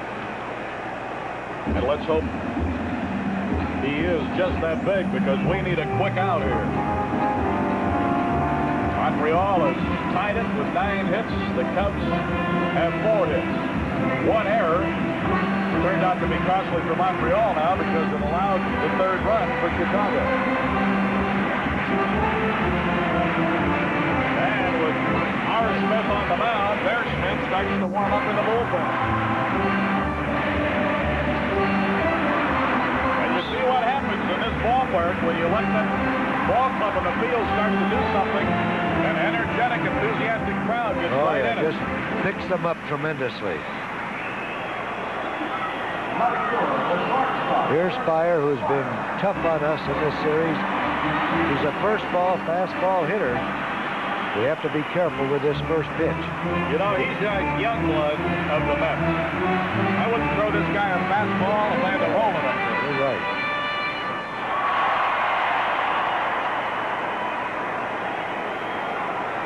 And if you did roll it on the first pitch, he'd go after him. Wallach at third, second base empty, Cromartie at first. They've had 4 hits in the inning. That ball gets away. And the Expos are going to go in front. Well, he wasn't close to the strike zone there.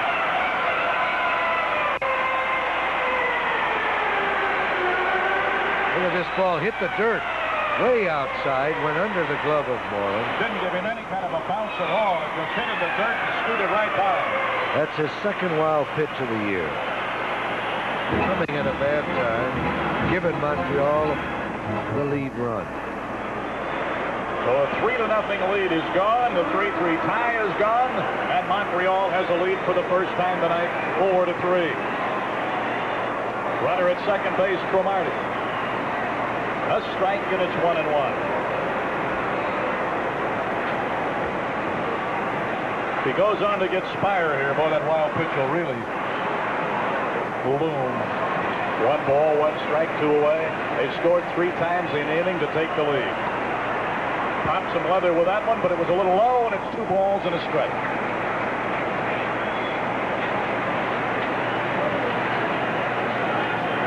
They've scored 4 times here in the last 2 innings. After 4½, the Cubs were leading 3-0. Montreal has turned the tables here. It's 4-3 Expos. Bouncer short. Boa fires and gets it. Wild pitch first.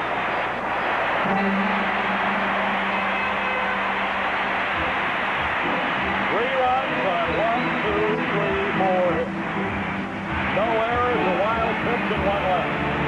After 6 innings, the Cubs, as they've had often, have to do it all over again. They're trailing 4-3.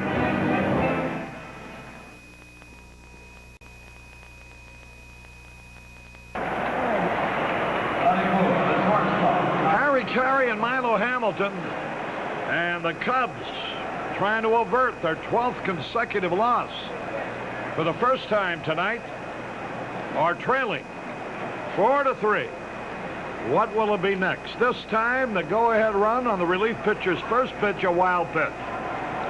Here's Boa, nothing out of 2. 9 out of 41 for this losing streak. Strike call. Ray Burris in relief. And Lealia's going to have to go right to his bench. Briggs is already on deck.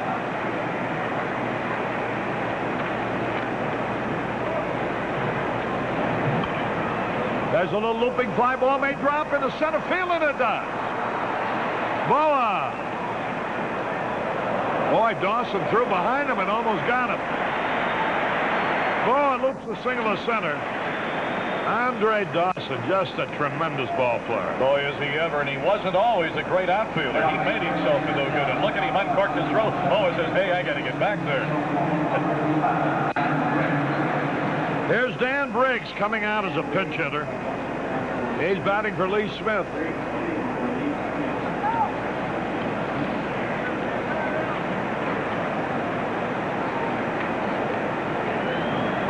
Briggs takes a curve strike call. Briggs has not had notable success. He's hitting only 122. 5 out of 41 for the season. 3 out of 30 as a pinch hitter. He is not a threat to Manny Mota. Oh, there's a pitch a little bit high.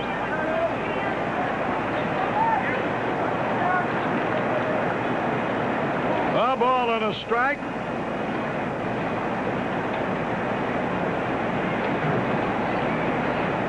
Cross over to first. Boy, what won't they think of next?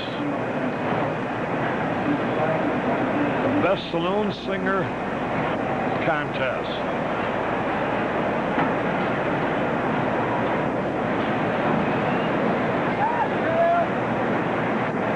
Ball and a strike. Whoa! Hit him in the back. Briggs is hit by a pitch ball. Boy, that hurt. And his runners on at first and second, John Vukovic talking to him. Tony Garoppolo, Cubs trainer, going to go down there and to see how much damage was done. Well, he tries to back up. That's your first instinct. And he's going to back right into it. I didn't realize he lifted his foot that high. Maybe that's why he's having trouble hitting.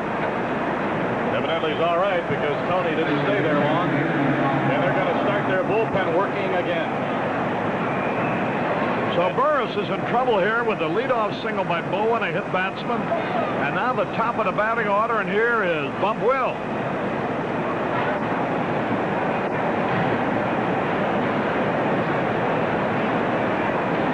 Expecting him to bunt. He does, down to third base line. They only play first base, and they get him. With Oliver going back to take the throw from Walling. Good sacrifice by Bump Will. That puts it up to Sandberg now. With runners at second and third. 4-3.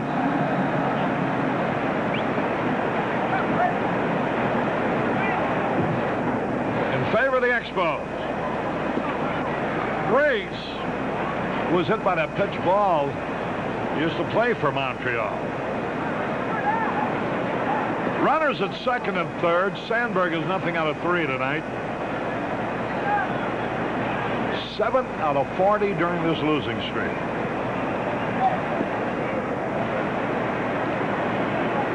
Bill Buckner will be next.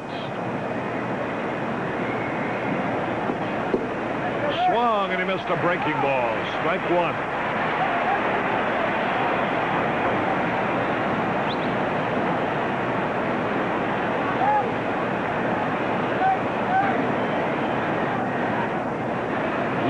showing great faith in Ryne Sandberg. There's a fly ball, right field. That'll score a run. Here's a man tagging up and scoring after the catch. Ball has crossed the plate. It's 4-4. Sandberg flied out to Cromartie.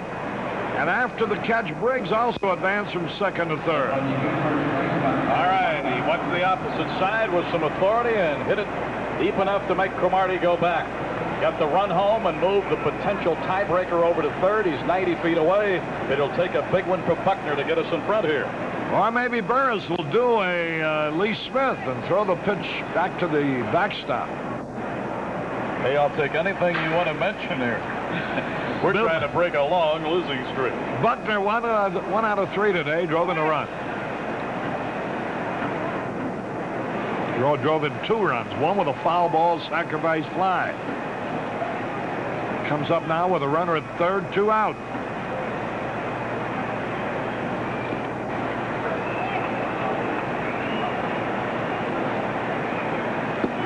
Curveball in there for a strike call. 4-4 tie. Randy Martz is off the hook now. Willie Hernandez will be taking over. There's another trend now where Lee has got to use him differently. He can't save him for those 8th and 9ths. 1 strike to nothing.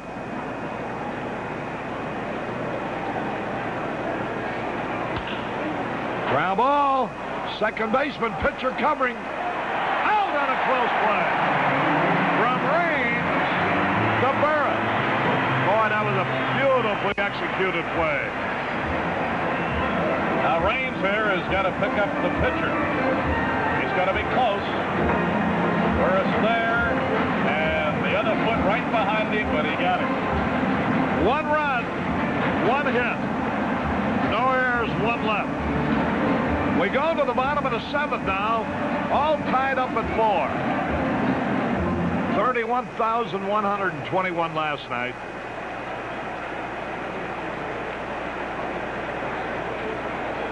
We've averaged better than 31,000 per game on this trip.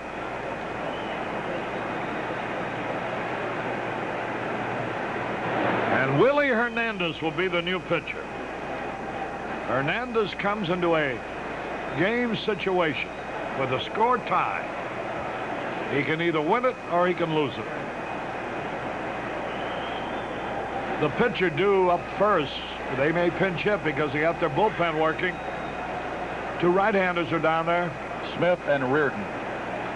Jeff Reardon, who finished it up last night, and Byron Smith. Let's see who the hitter is going to be. With all the time they're taking, they must be going to send somebody up there. Jerry White, formerly of the Cubs. That's him, and he's a switch hitter. He'll be batting right-handed. Final game of the set here. We'll be with you at 12:30 tomorrow, Chicago time. I think you'll agree that while the victories have been sorely lacking, but there's been a lot of exciting baseball during this streak. Boy, this slump really started, I think, Sunday, May the 23rd in San Francisco. But it looked like the Cubs had finally bounced back when they won the first 2 series of the homestand, first 2 games of the homestand against the Dodgers. Jerry White had a swing and he missed. But since then, they have lost 11 in a row. White batting .205. 208 left-handed, 200 right-handed. Fastball outside.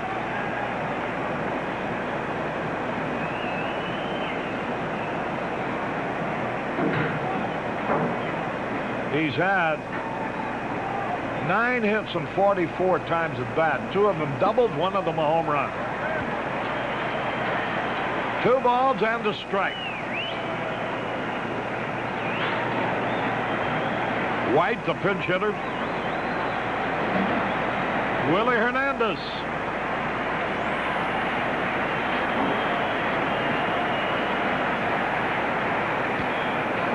Boy, White jumped on that pitch but fouled it back.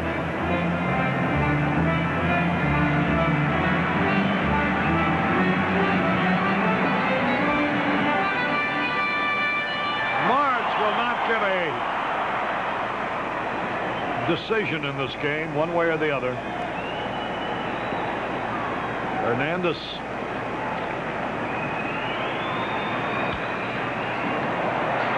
Pitch foul out of play. The disappointment as far as March, at least from my viewpoint here tonight, is, Harry, that they got him a 3-0 lead. Yeah. The club needs a victory. They need a long job.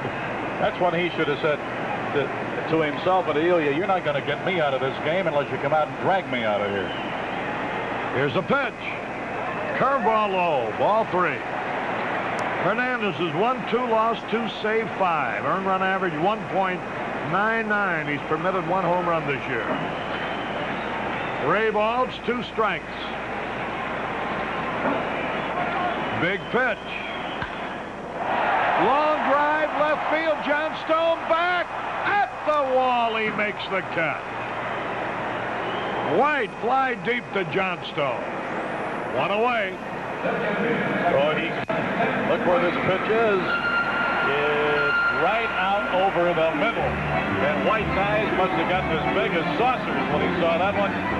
We got a break. He didn't pull it. 1 out. Here's Tim Raines turning around to bat right-handed. They say he's a better hitter right-handed, which is his natural way. He's hitting .354 right-handed with 1 home run. He's hitting .260 left-handed with 1 home run. All of his game-winning hits have been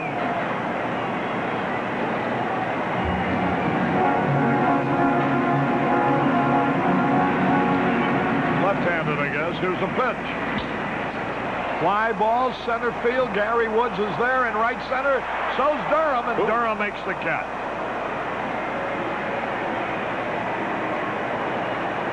Well, this was almost one of those collisions.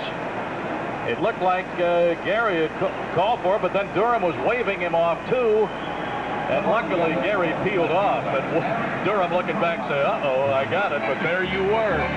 I think Durham just out-rebounded him. 2 out. There's Tito Francona. Boy, oh boy, you talk about being made to feel old.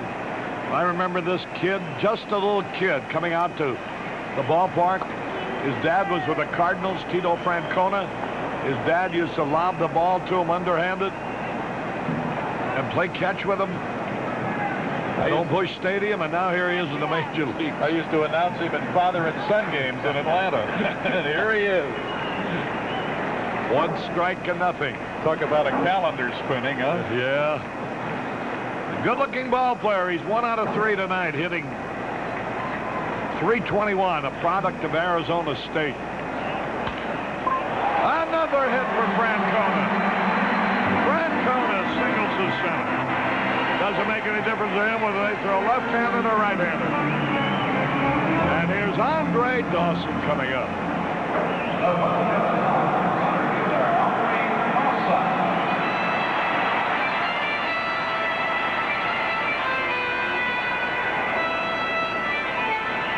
Dawson is 1 out of 3. Francona at first base. Francona's had 2 stolen bases. 2 out, a runner at first. Game tied 4-4 the 5th. Bouncing ball foul outside third. Show you how fast Francona made it. He only played 100 minor league games. He was their #1 choice. Hit 300 in AA right out of Arizona State. Played 41 games at Memphis. 352 in AAA, and he was in the big leagues. 1 strike and nothing. Fouled it out of play off to the right. Boy, I hope, you know, they talk about this Sean Dunston in 3 or 4 years. But if his tools are as outstanding as all these scouts didn't stop Robin Yount, did it? No, he was up there playing regularly at age 18. Maybe he'll be, the kid Dunston might be along sooner than we think. 2 strikes and nothing. Another hit. The line single to left. Runners at first and second with 2 outs. And here's Al Oliver now. A dangerous hitter, hitting the ball hard every time, although he's been held to 1 out of 3. I can't believe the averages, which reveal that the Cubs, as of this week, have scored more runs for the year than Montreal. Montreal with good hitters up and down the lineup.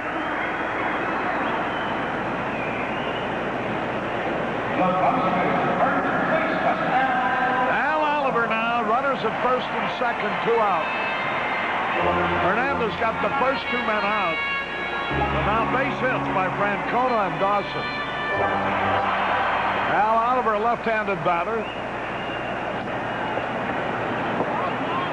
And the fastball low and outside. 1 ball, no strikes. He's only got 1 hit, but it took a great play by Wills to get him in the second, and the ball he hit in the 6th, thank goodness he didn't get it up in the air. He hit it right at Durham. There's a strike. That evens the count, a ball and a strike. Oliver, who has faced right-handers and left-handers for some 15 years in the big league. Nobody ever platooned him either. Nothing intimidates him. He's just a good hitter. There's a drive down the left field line. 1 run is in. Another man around third racing to the plate. 2 runs are in. Oliver doubles down the left field line.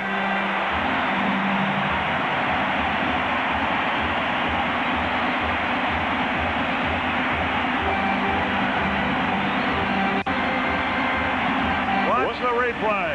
Hernandez, the ball going down and away from Oliver. Spins it down the left side, and spinning is what took it past Johnstone finally, because it took it over the line. Francona score. Then you had the fast man Dawson as the trailing runner again.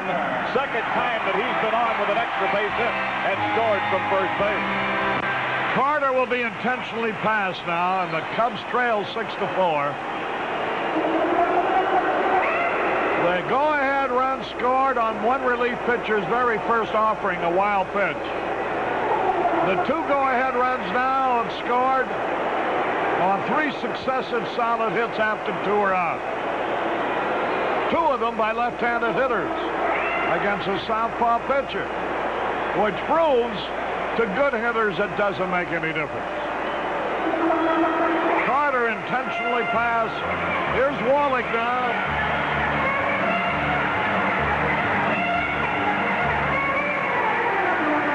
The difference between hitters like Francona, Dawson, and Oliver and Carter, those kind of hitters, is that they're not always trying to hit home runs. They go up there to hit the ball somewhere. They use the whole field. Here's Wallach, and he fouls off the first pitch.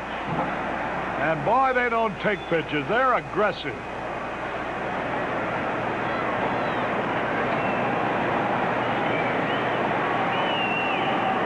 Wallach, right-hand batter waiting. There's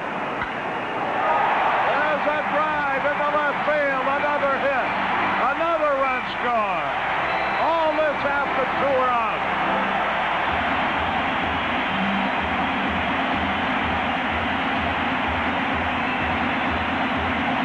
That's 4 hits and an intentional pass in a row after 2 are out. Hernandez being lit up really for about the first time all year. Breaking pitch going down and in, where a right-hand batter could pull it through the hole on the left side, and that's just what Wallach did, and gets Oliver home with the 3rd run in the inning and the 7th hit for them in this game. And the Expos now lead 7-4. Here's Cromartie, another left-hand hitter. And the curveball is outside. There were 2 out, nobody on when Francona singled to center. Dawson singled to left. Oliver doubled on the left field line, scoring 2. Bouncing ball in the hole. Boa can't make a play anywhere. The bases are loaded. Another hit. That's a third in a row for Cromartie.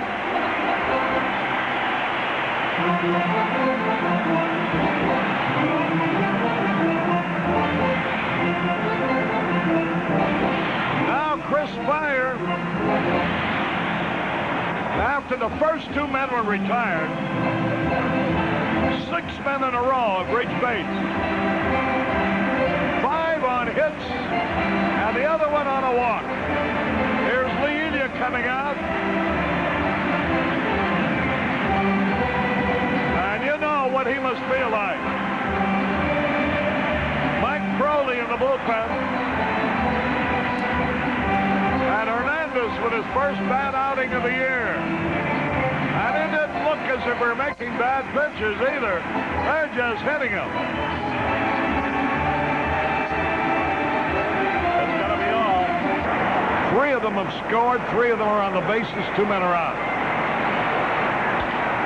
That ought to end the inning. Larry Boa on a force out. So Crowley finally put the fire out. 3 runs, all after 2 outs. 5 hits, no errors, 3 left.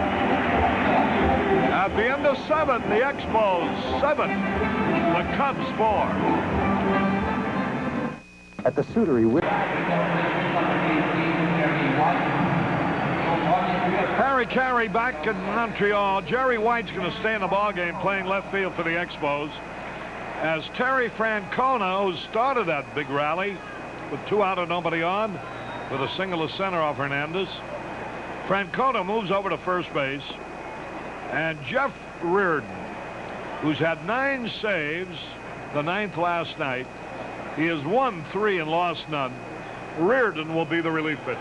Oh, and at 187, and he's their workhorse. He's coming in for the 26th time. Here's Leon Durham to lead it off. He's called out on strikes twice. The second time hurt because there were 2 men on at the time. Here's Reardon's pitch. A little bit inside. Cubs now trail by 3 with 2 innings to play. Well, what a swing from 3 up to 3 down. Ball 2 is inside. Reardon, who was acquired in a trade for Ellis Valentine. 2 balls, no strikes. Strike call to Durham. He was out on strikes, called in the first, walked in the 4th, out on strikes, called in the 5th with 2 on. 2 balls and a strike. He had a cut and he missed. 2 balls, 2 strikes.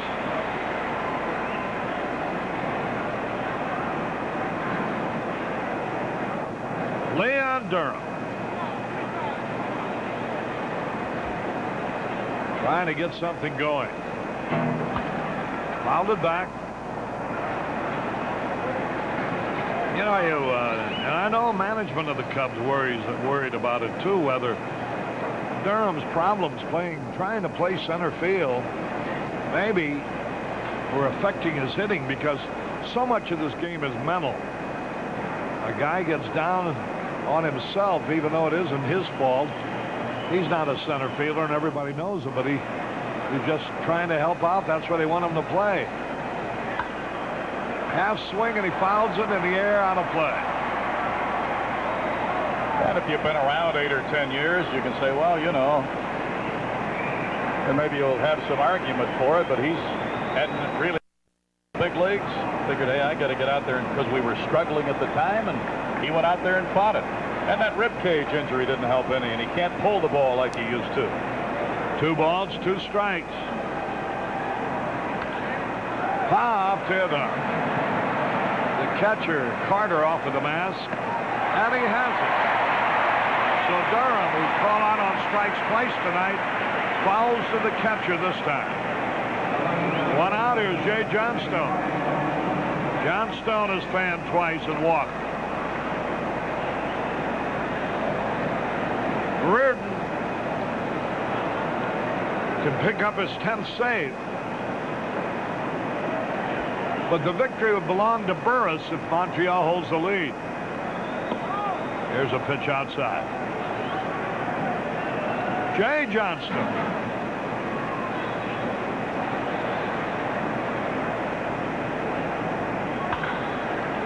There's a smash into the right field corner. Johnstone on his way to... Hey, the ball gets away from the right fielder. He's on his way to third. They may try to score him. And they hold him up. He's going to try to make it. He runs through the stop sign and he scored. Jay Johnstone, bad knee wrong. I think that's why Gordy McKenzie was going to stop him. And Jay made the decision for himself and scored easily. Plus the fact you needed him on the base because you're down by 3. But once the bad throw started to come from the outfield, just said, come on in. Now watch this. It'll skip away from Cromartie. Now he's got to run on the warning track to try to go get it. He didn't run very hard, did he? In fact, Dawson ends up getting it. And then his throw is way over. See somebody else throw those rainbows, too. A double and an air charge to Cromartie. That makes it a 7-5 ball game. Here's Moreland. So Jay Johnstone continues to pound the ball. Moreland pops it up on the infield. Third baseman Wallach is there, and he makes the catch. Moreland on the first pitch pops to Wallach. Here's Gary Woods. He's 1 out of 3.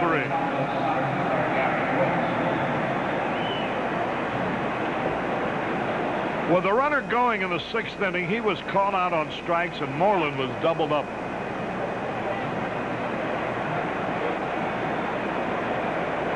Seven to 5. Montreal leads. Reardon is set.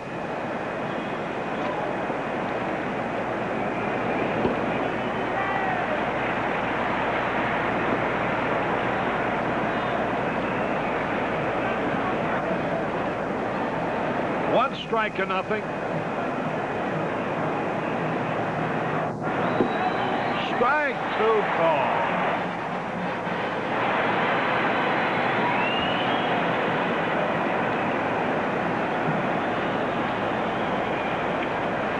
Reardon stockily built. Hey, struck him out. Gary Woods goes down swinging. 1 run, 1 hit, 1 error, nobody left. We go to the bottom of the 8th. Montreal 7. The Cubs 5.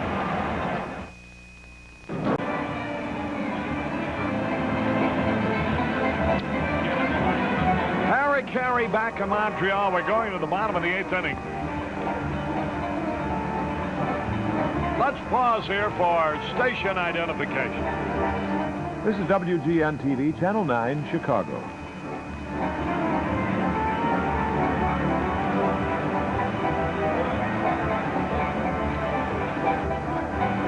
Jerry White will be leading it off. He started the 7th as a pinch hitter, and he flied out deep to left. Then Raines, the leadoff man, flied out to right. 2 gone. And then it started. The Mets are leading the Cardinals 6-1 at the end of 7th. White will turn around and hit left-handed now. Here's Mike Proley's pitch. A little bit outside. Francona started it off Hernandez with a single to center. Dawson single to left. Oliver doubled both of them home. Carter was intentionally passed. Here's a ground ball hit to the second baseman, Bumpwell, over to Buckner for the out. Boy, that White really can move. 1 gone. He gives them the kind of versatility managers want on a winning club. He can play all three outfield spots. He can pinch hit, pinch run. Now with one out.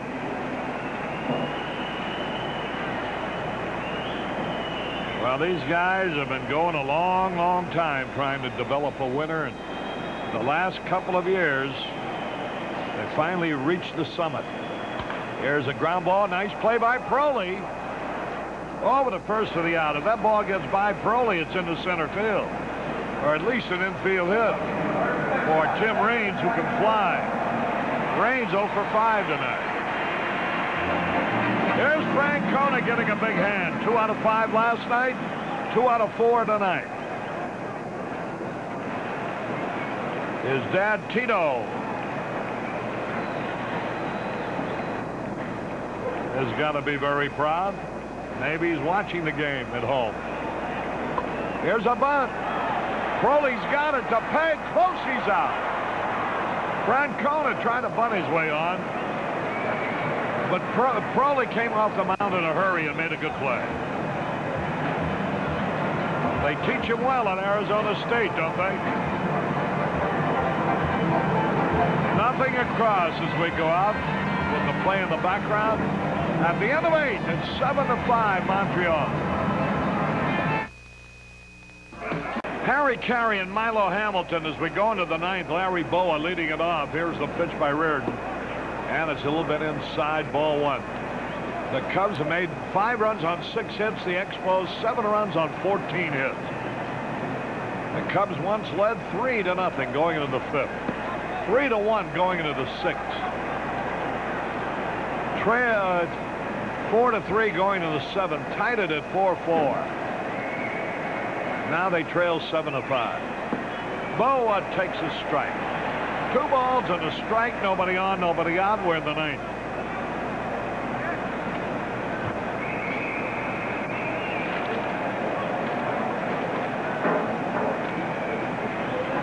Two balls and a strike. Swung and he fouled it back. They may have swung at a bad ball. Oh, you want to know the damage of a losing streak? We at one time, before we started, were 2 games ahead of the Pittsburgh Pirates. Yeah. If their lead holds up in Philly tonight, and they're leading in the 9th, and this game holds up the way it is, they would then be 7 games ahead of the Cubs. That's a 9-game swing during this losing streak. Man, that shows you the damage of going on a streak, and because you never have a chance to stop anything. Well, this is the second time in this last week. This last week alone that our starting pitchers had a 3-run lead and couldn't hold a nose. Had it in Philadelphia and began walking everybody. Ball 3 to Boa. While this game isn't over yet, the Boa can get on there. A pinch hitter probably be coming up next. Scott Thompson already on deck. 3 balls, 2 strikes. Reardon delivers. Well, he walked him. There's a good start. Scott Thompson, a left-handed batter, coming out.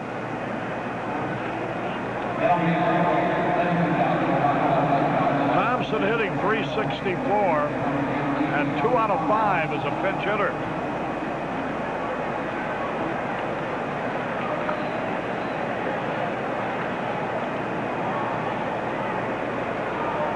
Activity in the bullpen.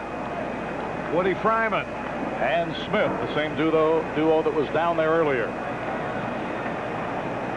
Scotty Thompson, a key figure right here. The Cubs trail by 2. We're in the 9th. Ooh, he had a good cut he was going for. Fouled it back, strike 1. Scotty Thompson came off that bench swinging.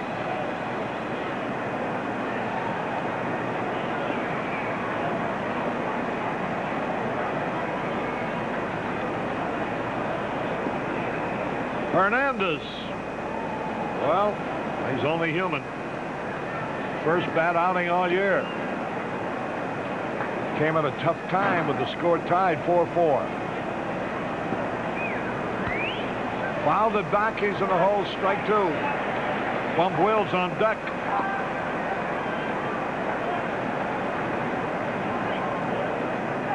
Jeff Reardon going for his 10th save.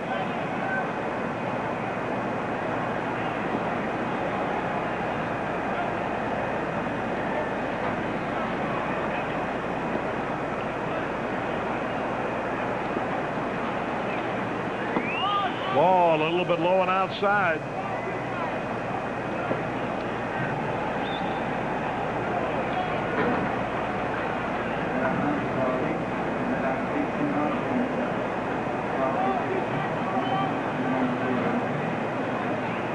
Runner at first, 2 strikes and a ball.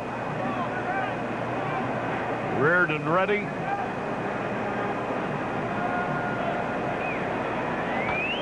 Again, he had a good cut and he fouls it back. Oh, I like the way that Scott Thompson comes right off that bench and swings the bat aggressively. He's not worrying about whether he strikes out or not. He's up there trying to attack the ball.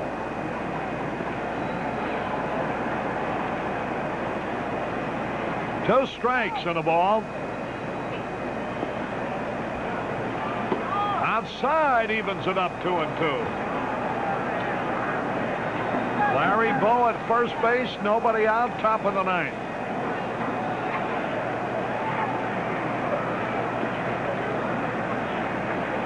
They play Thompson straight away. Jerry White guarding the left field line as if he were a full right-handed hitter. Ball 3. 3 balls, 2 strikes. Boy, he was in the hole 0-2, and he's battled them down to a full count. To the Cubs' everlasting credit, all year long they have fought back. 3 balls, 2 strikes.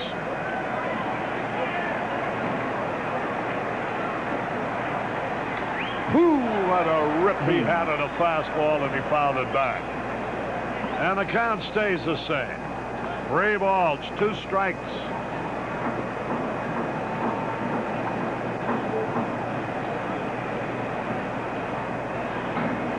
Seven to 5 Expos were in the 9th.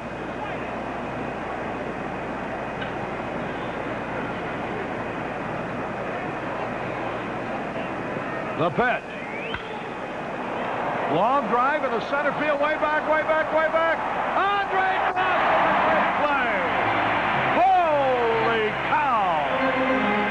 What a difference a great center fielder makes. Well, he just kept going after this ball because it was well stung. The ball was up. Scotty Thompson gave it a good ride. This is what I mean about Dawson making himself into a fine outfielder. 4 or 5 years ago, I'm telling you, he does not make that play, either runs by it or runs some other direction, because I remember seeing him drop some balls on warning tracks. And with that, Galen Cisco wants to have a little conference here. I thought he was headed toward the mound, but he's actually stopping to talk to Lee Wire a moment. You know, Thompson swung at what would have been ball 4, but he was fearful that it was good enough pitch to be called a strike, and he swung at it. He kind of tommyhawked it. With the ball up, he figured maybe a pitch I can drive a little, and drive it he did. You can see it's up and away a little bit. Well, he came around driving that bat. Get the big barrel end on it. Well, let's see now. Reardon's going to stay in there. The huddle is over. Galen Cisco just talking to him. Now, Bump Wells, who drove in a run with a sacrifice fly in the 5th. Started the ballgame with a double. Now, let's see. Lee Wire going over. Probably wanted to know what the little confab was with Cisco.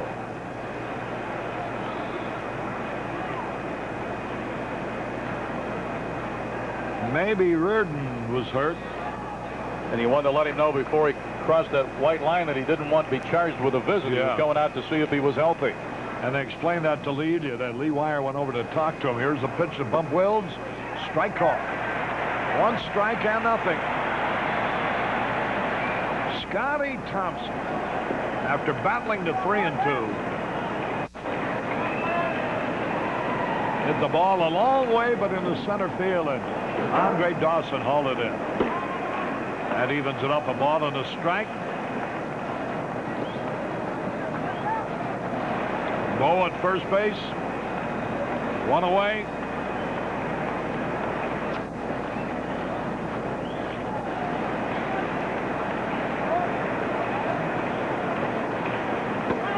Strike two call. 2 strikes and a ball.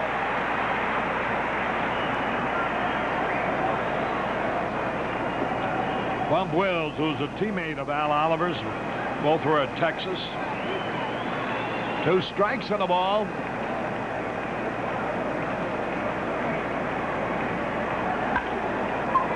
There's a line drive to left field. It is a great catch by Jerry White, robbing Wills of a hit. He had him played perfectly. Boy, oh boy, it looked like that ball was sinking. Looked like it was going to be base hit all the way. But give White credit. On that AstroTurf, he times it perfectly. Watch him skid, come along, grab it just before it hits, evidently. Hard to tell whether he trapped it or not, but there was no doubt in the third base umpire, Ed Montague's mind, And our although he bullpen, didn't budge. And our bullpen never argued, and they had a better look at it than anybody. Now, there's 2 great plays by their outfield. 2 balls that could have been extra bases. Molinaro. Bobby Molinaro is going to bat for Sandberg. Molinaro made the last out last night, striking out to end the game. Time before in Philadelphia, homered for one of the 2 runs the Cubs made. Sparkling defense by the Expos.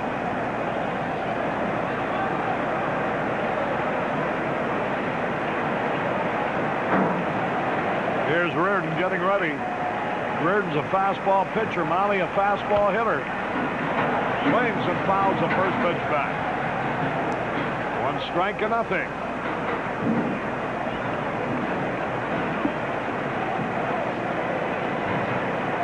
The Cubs have 1 out remaining with which to avert their 12th straight loss, tying their high mark of a year ago. 1 strike and nothing.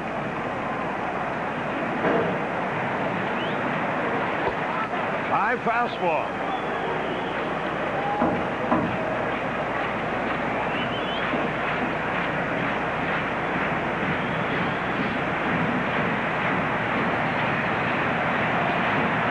Ball and a strike. Listen to this crowd.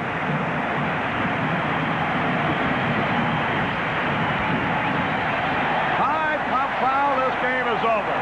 Francona has it. And the Cubs have lost their 12th in a row. No runs, no hits, no errors, 1 left. Final score 7-5. Montreal. And the Cubs are 17 over the 500 mark. 17 under the 500 mark. 17 over is what we wish they were. 17 games under 500 with 21 and 38. We'll be back with the totals in a moment. British. Well, never thought we'd do it, but we did. 12-game losing streak, matching the one of a year ago. And boy, I tell you, we've lost every conceivable way. And tonight, the guy who has been carrying the bullpen finally had a bad outing, and he has had a tremendous year up until this evening. But with a score tied 4-4 after getting the first 2 men out easily, he then was really racked. But I'll go back to something I said earlier. A guy who needed to give you a lift here tonight got a 3-0 lead, Martz. Your bullpen has been worn up and down on this trip. You've had everybody in. It seems like, you know, we've got 3 guys in this club already who have 30 or more appearances. That's too many for this stage of the season. So with the lead, Martz then, and as you put it, looked as though he tired a bit. The good pitches that he was snapping off early, they weren't, and they started hitting him hard. It's It's not encouraging. They have Rogers going tomorrow afternoon, and against Dickie Knowles, who's really been suffering too. He's been very, very unstable on the mound. And Rogers in this ballpark, I tell you, they're tough, and they'll be going for a sweep. And here we are again, Harry, faced with trying to get a game out of a series. All right, I'm going to give the totals quickly, then turn it over to you, Milo. 7 runs, 14 hits, 2 errors for the Expos. Ray Burris, the winner, 2-7. And Jeff Reardon picked up his 10th save of the year, his second in as many nights. For the Cubs, 5 runs, 6 hits, and no errors. Willie Hernandez, the loser. He now is 1-2 and lost 3. Final game of the series. Let's see if 13 will be unlucky. In this case, maybe lucky for the Cubs if they can win tomorrow to avert the 13th setback in a row. Harry Carey from Montreal, Milo Hamilton, all set now to wrap things up. And you've been watching it on the WGN Continental Chicago Cubs Baseball Network. Stay tuned for the news on Channel 9 in Chicago. Our next televised game will be between the Cubs and the Expos right here tomorrow afternoon at 12:30. Our participating advertisers in tonight's game were